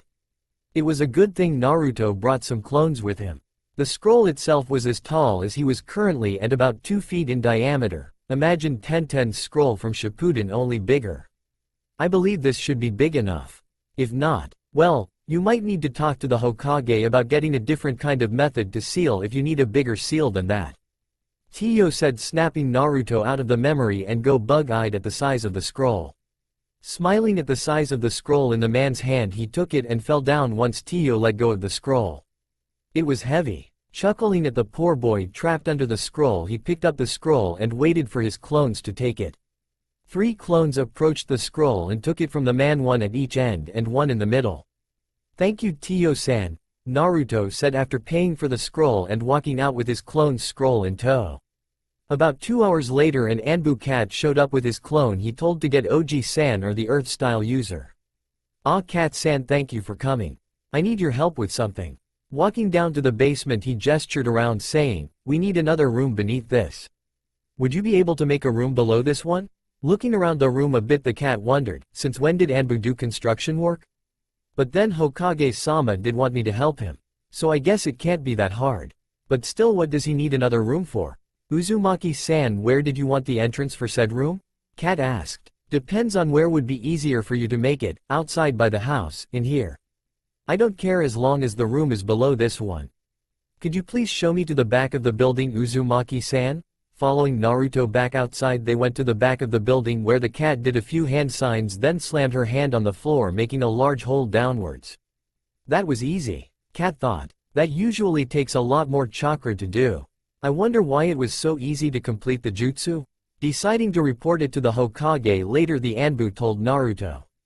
If that is all, Uzumaki-san, I will take my leave, he said. Wait, Naruto said right before the cat would have poofed away.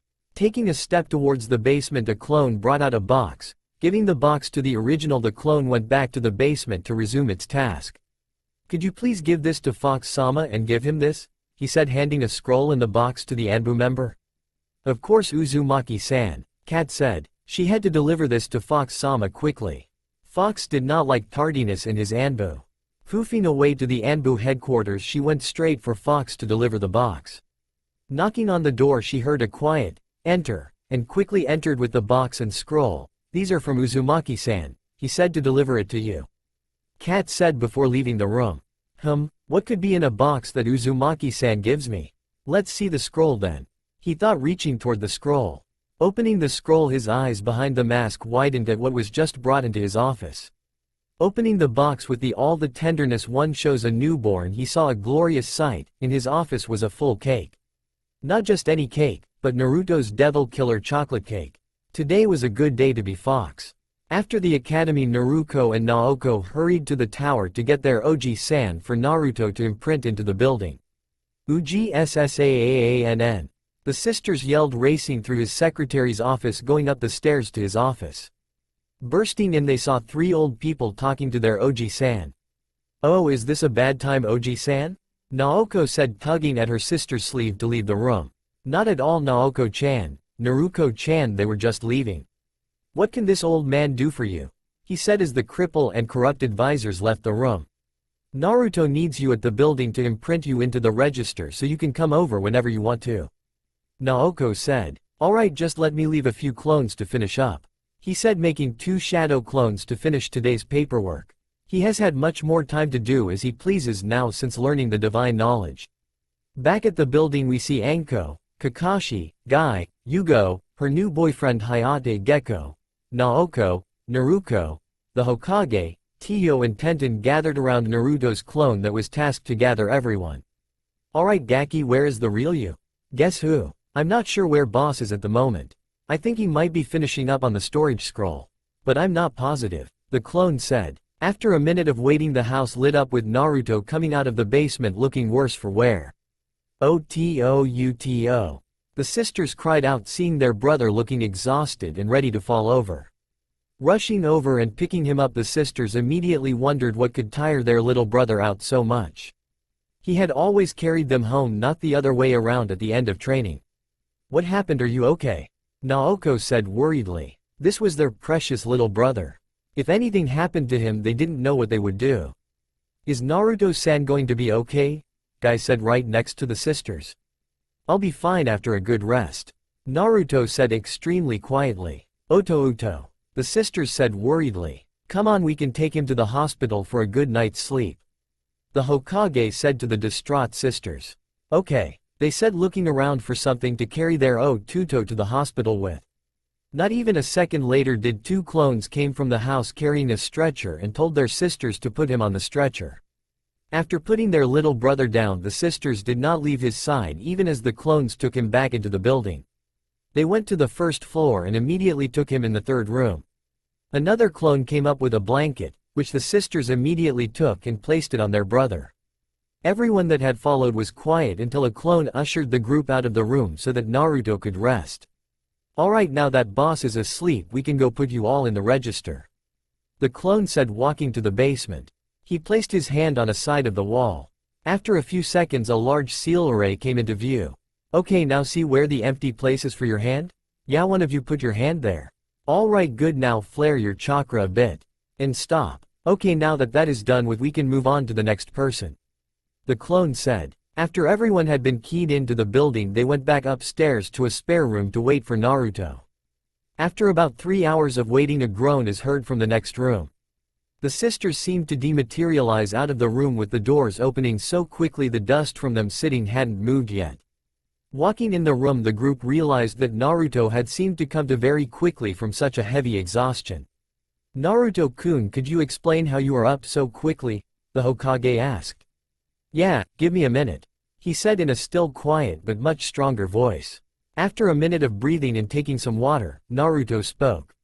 "I made the seal so that chakra would lace some of the medic rooms. It's a good thing you kept me in here. The chakra in the room would focus on the one on the bed and go into the body.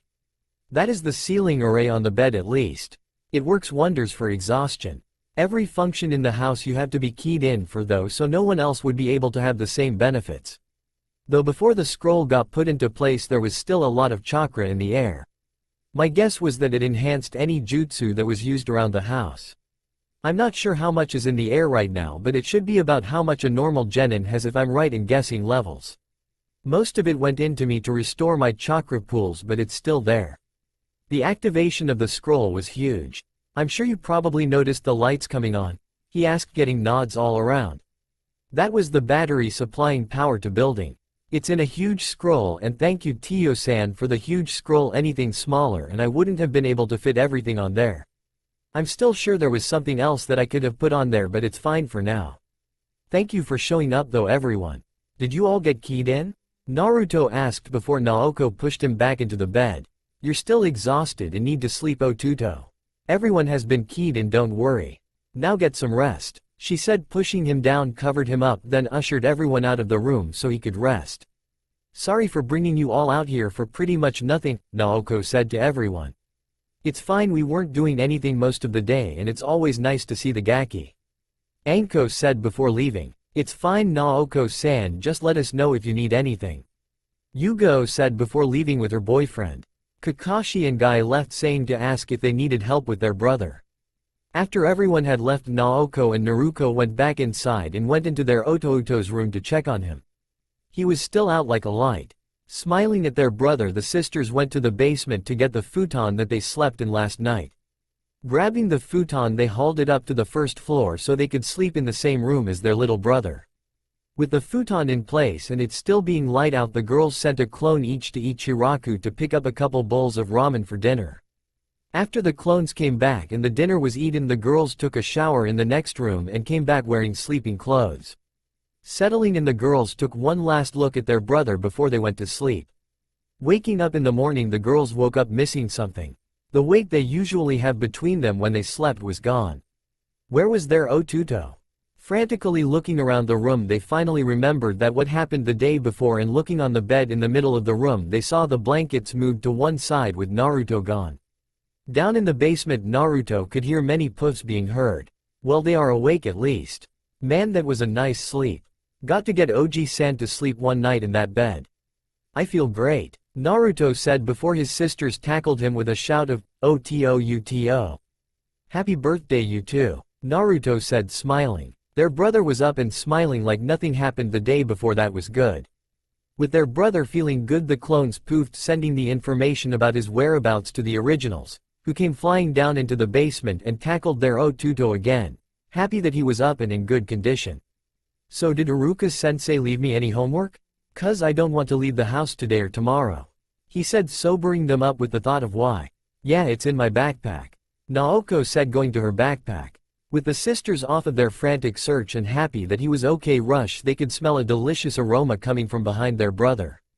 Getting the papers out of her backpack, Naoko went up to Naruto and gave him a hug for preparing breakfast. "Thank you Otuto." "Welcome Naoko-nisa," he cut off. He had been trying to get back to normal speech for a while. "I guess your sisters dragging a futon into your room to sleep with you will show you how much they care. It's a shame Oji-san never found what happened to the people that had kidnapped me. I would go for a kick in their nuts right about now," he thought, smiling. It had been when he was almost 4 and he had been kidnapped for 10 days until Kakashi and Guy found him by accident, thinking they were walking into a bar. They had walked in to see Naruto strapped to a chair with his eyes rolled back and barely breathing. The kidnappers had been. No one had been able to identify the kidnappers until the DNA test confirmed it. There were so many little pieces. Naruto had been shaking when Kakashi and Guy had carried them to the hospital, pissed, thinking that anyone else denying a childcare was going to be hurt. Needless to say, no one had denied him that day, and 3 nurses had fainted from looking badly at Naruto. He didn't want to think about what had happened in that house. Since that day, his sisters decided they were going to be ninja in order to get stronger to protect their Otuto. Naoko, however, had been ignorant of these thoughts, stood frozen since Naruto had spoken. She and Naruto had been trying since he was 4 to address them as just Ne, Nisan or Nichan, but he had always denied it. But now after 5 years he finally stops. What a good morning this is turning out to be, she thought, smiling softly at her brother. Spooning herself a bowl of heavenly goodness. After everyone had eaten, he had made a clone to go with his sisters to the academy again. Going back out to the entrance to the battery room, Naruto made 3 clones, 2 to drag him to the medical room after he was done charging the battery again, and 1 to get started on the homework that Iruka had given him. After the battery had charged higher, the clones dragging him to the medic room went to the library, 1 to look up scrolls on chakra control and another to look up chakra theory. And once the homework was done, the homework clone went to the hospital to see his doctor about medical chakra and more control exercises. Going into the hospital, Naruto shivered before he saw his doctor, Hayata Hane. "Dr. Hane," the clone said, getting her attention. She was a tall woman with a lab coat and heels on. She had black hair up in a ponytail. She smiled before waving her patient into a nearby hallway. "Hello Naruto-kun. I heard you collapsed yesterday, is everything alright?" she asked once they were walking into a hallway. "Oh, you heard about that? Haha, nothing ever escapes your notice," he said before adding, "Nothing really, just a little chakra exhaustion, nothing too serious, though I was wondering if I could borrow your talents for a while today if you have a moment? Is this for the pursuit of knowledge or do we need to check you out?" she asked, looking him over and seeing nothing apparently wrong with him. "Both, if you want to believe it or not," he said, smiling. "Oh, and how can I help?" she said. She was the doctor that saw him after his kidnapping and swore never to reject him if he asked for help. And she kept her swears. No matter how much she regretted swearing off all ice cream. "The boss wondered if you could impart any medical knowledge to me?" the clone asked. "Boss?" she asked with an eyebrow raised. "I'm a shadow clone. Boss is currently resting after charging a chakra battery." By the time he was done, the battery was at about 10% full. He is studying medicine and wanted to know how medical chakra is created in order to make a seal to convert regular chakra into medical chakra. "If you wanted to give me any scroll, that would be fine too," the clone said, smiling again. Thinking for a minute, Hane responded, "I will give you as much as I can tell you in an hour. After that you can come back tomorrow if you don't have enough. Then just tell me and I'll see what scrolls one can find that would help you. And once you make the seal, I expect 3 copies for my use, is that okay?" she asked. Nodding, the clone went with the doctor for the knowledge that she promised. After the promised hour was up, Hane left the room, leaving the clone swirly-eyed from so much information. Who knew she could talk too quickly? It was a good thing the clone was taking notes diligently. Otherwise it would have ended up with him remembering nothing, and the doctor wasting her time. Going home, the clone noticed the stairs. "Dang, it's getting late. I need to get back home before the mobs come out. The building is safe, so just get there," the clone thought, walking faster through the streets to the original. Walking back to the building, the clone noticed that the stairs were turning into glares. He needed to move. He was currently halfway across the village from where his house was. He was having trouble not just flat out sprinting all the way home from the glares he was receiving. "Yosh, good evening young Naruto-san. What keeps you out this late?" Guy asked in his normal loud tone. "Guy the First will give you gravity and resistance seals if you get me home now," the clone said quickly. "Yosh, such a youthful request. If I cannot make it, I will climb the Hokage monument 1,000 times with one hand." He was cut off as the clone jumped on his back and just told him to please move quickly. Nodding in acceptance, Guy took hold of Naruto's feet and started to run, outpacing many Junins in terms of speed. The clone was latched to his back, just waiting to get home and drop off the notes he had taken, then dispel.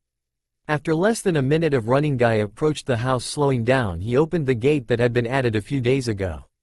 Racing in, the clone closed the gate and rushed inside the house, gesturing for Guy to follow him.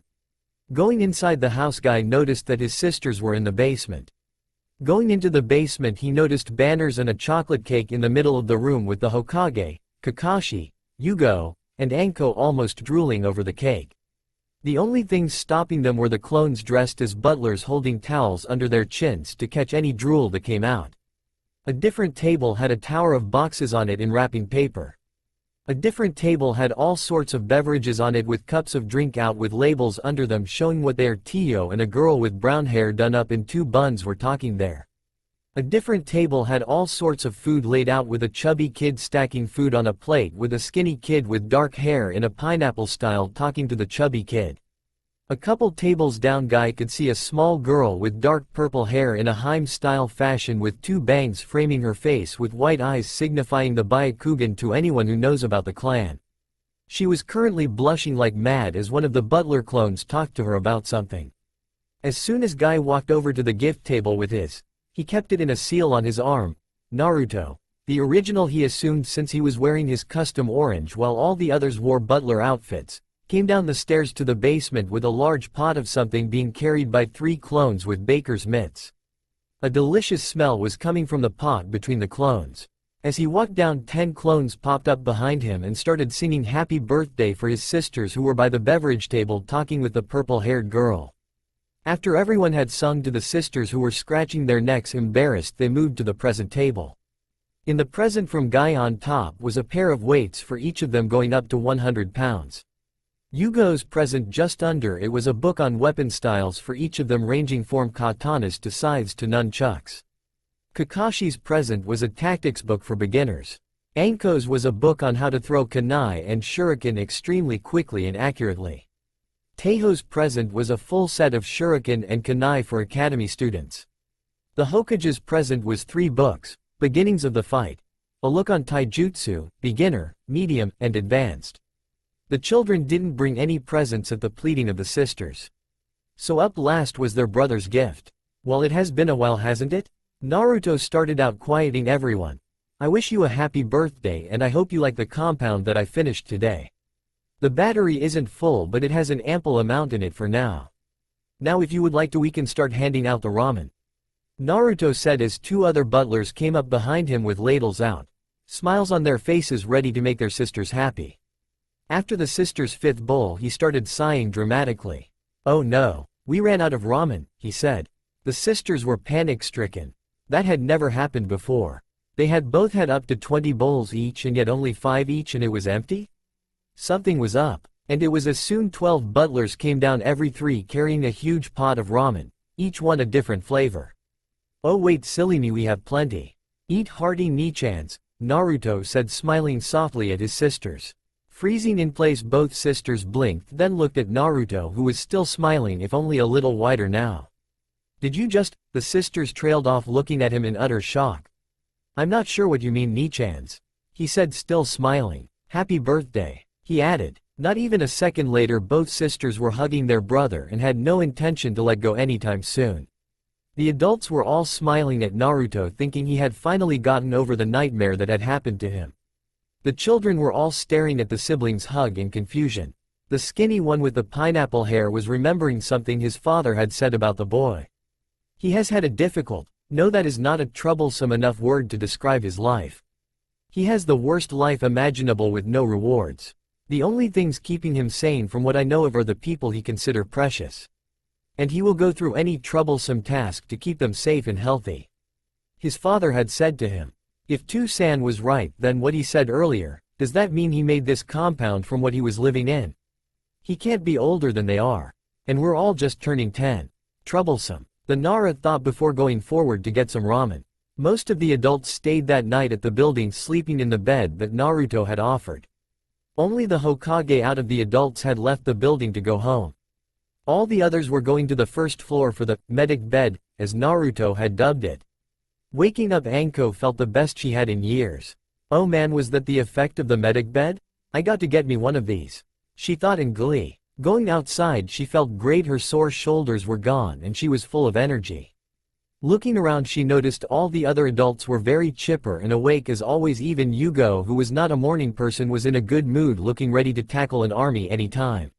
So anyone else feel like they had the best sleep of their lives? Anko asked as everyone raised his or her hands. Alright, let's go see what the Gaki and his sisters are up to. She said. Going downstairs they noticed that the kids were still asleep and Naruto was looking a little pale. All the adults rushed over to wake him up when he suddenly started awake, frantically searching the room for something that he didn't find. The only things he found were the concerned eyes of all the adults looking down at him. Relaxing into the futon he breathed deeply to wake himself up before lifting his head up to say, "Wake up Nichans, it's time for you to go to the academy. I'll be up on the top floor researching today, so don't worry about me. And please, not this year. Next year okay, but not this year," he told his sisters who had woken up smiling to the Nichans before frowning at his neglect of another party. "And yes, I promise I won't hold myself up next year. But this year I will be on the 4th floor," Naruto said, getting up before leaving a few clones to clean up from the party and do any housework that needed to be done. Walking up the stairs, Naruto remembered his doctor who had offered scrolls if he came today. Making a clone he started giving it instructions. Get the scrolls from Dr. Hane, then get back here, put them in the first room on the 1st floor, then dispel. After giving the instructions Naruto went upstairs to the 4th floor and passed the added security and started studying again. Throughout the day civilians and shinobi alike had looked for Naruto, whether to beat him up, try to kill him, or just to talk to him. In some shinobi cases, none ever found him. Months passed and nothing much happened beside Naruto using the other elemental and explosive seals at the ITG. Needless to say, another deal was made for the two seals between Tio and Naruto. It was the near end of the academy year and an envoy from Kumogakure was coming to sign a peace treaty. Naruto and his sisters had still been amassing scrolls and theory materials for their house. Every room had at least one different scroll in it, with the third floor making more stuff every day, and the ceiling floor had developed many new functions to add on to the battery seal. The kids' friendships had grown as well. Naruto was now close friends with the chubby kid whose name was Choji Akamichi, the skinny kid who was Shikamaru Nara, and had found a good person in Shino Aburame. The purple-haired girl that came to the party had been extremely nice to him, and he was determined to help her with her dream of uniting her clan. Kiba Inuzuka was annoying, though apparently he thought himself the alpha dog in the class and tried to assume his role. Needless to say, every other Wednesday, sparring day, he was reminded that he was not the alpha. Naruto had also found Sasuke Uchiha to be particularly annoying ever since his older brother wiped out his clan a few years ago. The class fangirls had immediately fawned over his bad boy personality and had formed a fan club overnight. It was pathetic, really. Even the head of the Yamanaka's daughter was among the fangirls. She had blonde hair and had it in a ponytail with a single lock of hair coming down the side of her face hiding one eye. Naruto was proud one day as he walked to school. His clones had just finished placing the reverse summoning seal that would let him poof home no matter where he was. It was triggered by a seal that, when activated, sent chakra to a specific seal under his bed. The seal then summoned him to his bed. He had already used it to escape a mob once when he was out too late and he didn't have anyone to help him. He had applied to his sisters as well and shown them how it worked. It was a good thing he did. He would need it tonight. School went by as normal. Then the siblings had seen the envoy and his accompaniments. If they were signing a treaty, why were there so many? Also, the head ninja had the same face of some of the people who had tricked him into getting something. He had tried to hide it. But trying to hide something from Naruto, who had a lot of experience telling if people were lying or were being truthful, even half-truths could be told, it wasn't easy to hide a lie from him. So when he looked at the Hyugas, particularly in the march through town, Naruto thought it odd. After the academy day was over, he told his sisters his suspicions. They told him he was being paranoid, but he didn't care right now. He had them all send a clone home, and using the stealth they had been nurturing since they were 5, followed Hinata home that day. The day passed normally for everyone else. Naruto had watched in particular the training sessions her family put her through. Hinata Hyuga wasn't having a good day. First, it started with the elders criticizing her about her behavior as heir to the clan, saying her sister would be better. School was fine, but going back home and then having training with her father. She had bruises all along her arms and back. It was one reason she wore the hoodie. She didn't want to know what the elders were talking about at the back of the room, but she felt it was they trying again, saying that she should be branded and placed as a servant to the head family. Tears filled her eyes as her father said they were done in the same way he always did. Almost like she wasn't even there. More like telling the elders to leave. After dinner she went to her room as usual and applied her cream to her bruised arms and back. She was thankful she was so flexible, since it made it easier to reach her back. She never knew about the kidnapper until she was in a bag rushing through the town. The only things she heard were a grunt and a yell of intense pain before falling on the ground, being picked up again and suddenly feeling a tugging sensation on her. Next thing she knew, she was being let out and saw the most beautiful blue eyes she had ever seen on anyone in her life. It hadn't started well at all for Naruto. He had been forced to watch her on an opposite roof, just watching her move through her compound. When she was kidnapped, he flew towards her attacker and head-butted the sucker in the stomach. Letting out a grunt of surprise, the kidnapper had dropped his friend. Rolling out of the way of his sisters, the kidnapper was soon on the business end of 2 shoes, each going for the same place for double the force. It's a good thing he already had kids, because he couldn't make any more now. Falling to the ground in absolute pain, the kidnapper was forced to watch, as his prize was poofed away his attackers as well. This was the worst kidnapping he had ever had to do. Failed with a helping of ball busting on the side. Not a good day for him. And then the next worst thing had happened. "What are you doing on the ground, Ninja-san?" asked a pair of Anbu. As he looked up, he saw one had a snake mask and one had a cat mask. Opening the bag, Naruto could see the tear-filled eyes of one Hinata Hyuga. Naoko and Naruko had both poofed back and had run to his room and hugged the poor girl. Smiling at a job well done, Naruto set up an extra futon so his sisters could sleep surrounding the distressed girl. He had set up a temporary medic seal beneath their futon to give the distressed girl good sleep. Being woken up is never a good thing. Especially when you are being woken up because of an attempted kidnapping. Hiruzen was getting too old for this. Using the disguise as an envoy to kidnap the heir of the Hyuga. Not a smart move, though he did get a laugh when he got the report from the two Anbu who had been trailing Naruto and his sisters for him. He had to admit, Naruto did the second best thing he could have done in that situation. Not that he wasn't proud of him, no, he was a very proud Oji-san right now, because here in the interrogation department was the head ninja from Kumo that had been caught trying to steal a bloodline from Konoha. Oh, such joy he would get from watching the Raikage try and explain this. With a terrible glee in his eye he told Ibiki, keep him locked up. We don't want Kumo to think we don't have him alive. Have Hane-san search him for suicide techniques and pills. The morning after, Naruto had made bacon, eggs and hash browns for breakfast for Hinata and his sisters. After eating and having gotten ready, the four had made their way to the academy. Hiyashi Hyuga woke up normally. There was nothing out of place until breakfast, where his eldest daughter did not show up. Ko, please go and find Hinata, she is late for breakfast.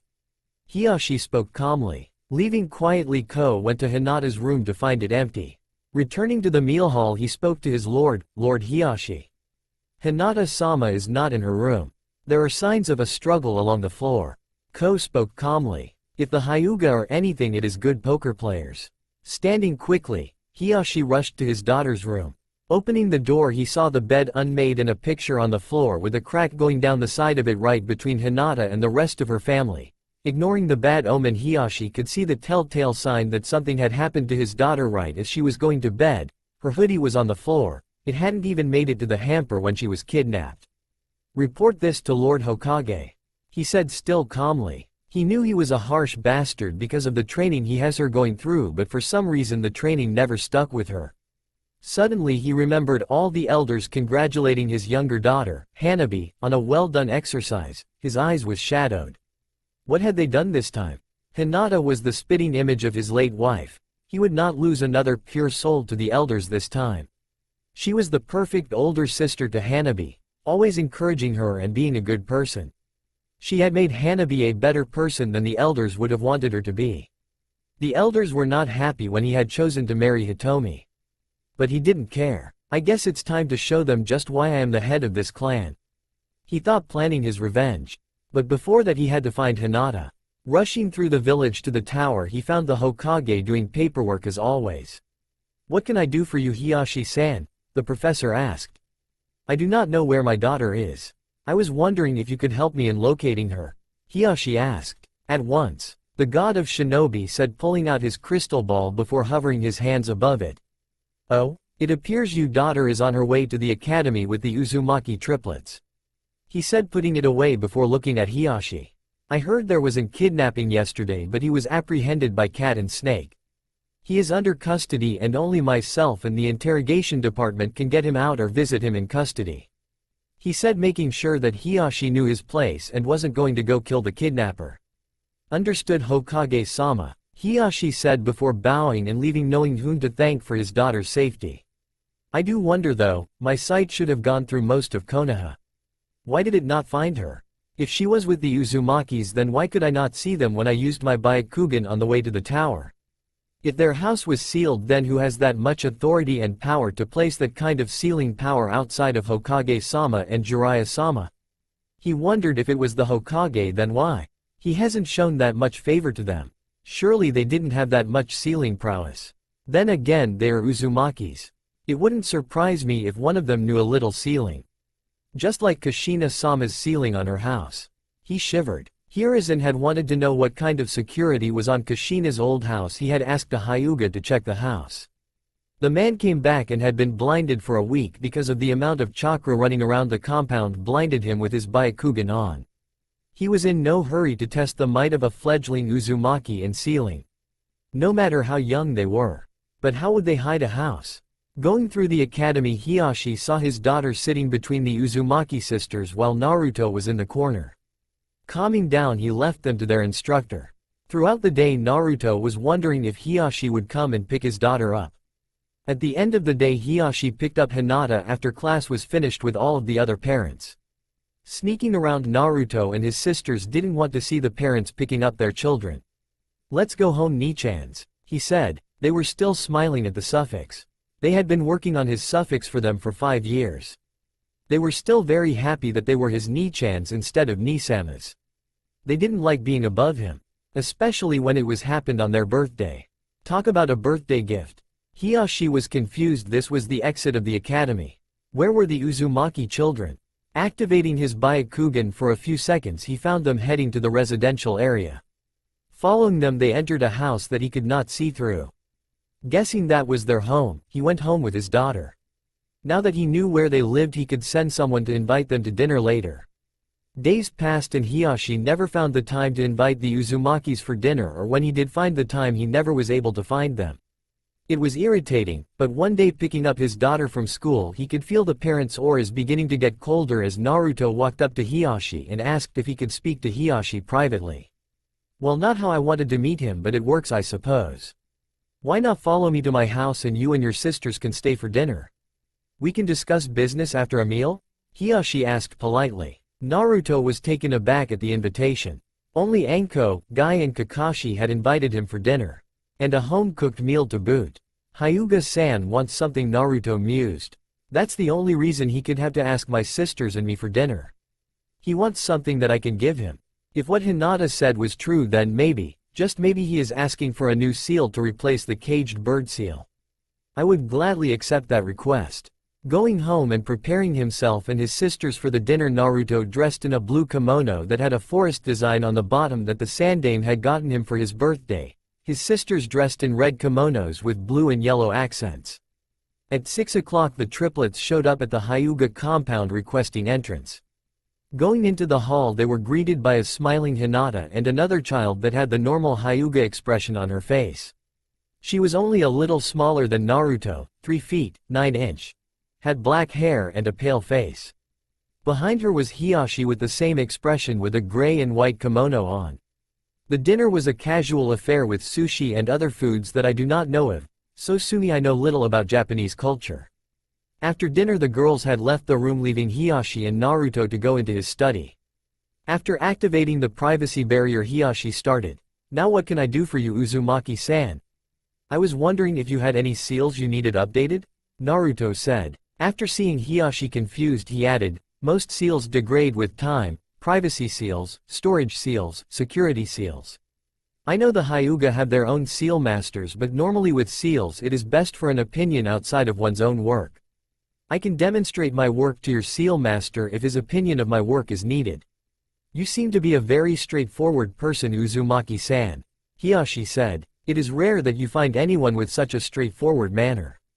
But I would appreciate it if you did show my seal master your work.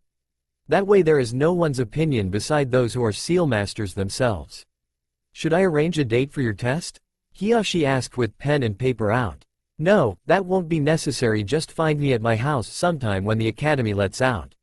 Most of the summer I will be in my house researching seals and other things, so just drop by, and if you could bring Hinata with you. Naoko and Naruko seem to like her greatly as a friend," he said, smiling. "Gladly, and while we are on the subject of my daughter, allow me to express my gratitude for rescuing her from her kidnapper. If Kumo had gotten hold of her, then I do not know what would have become of her," Hiyashi said, bowing to Naruto. "It's fine, she is a friend. I will do whatever I can to protect my friends.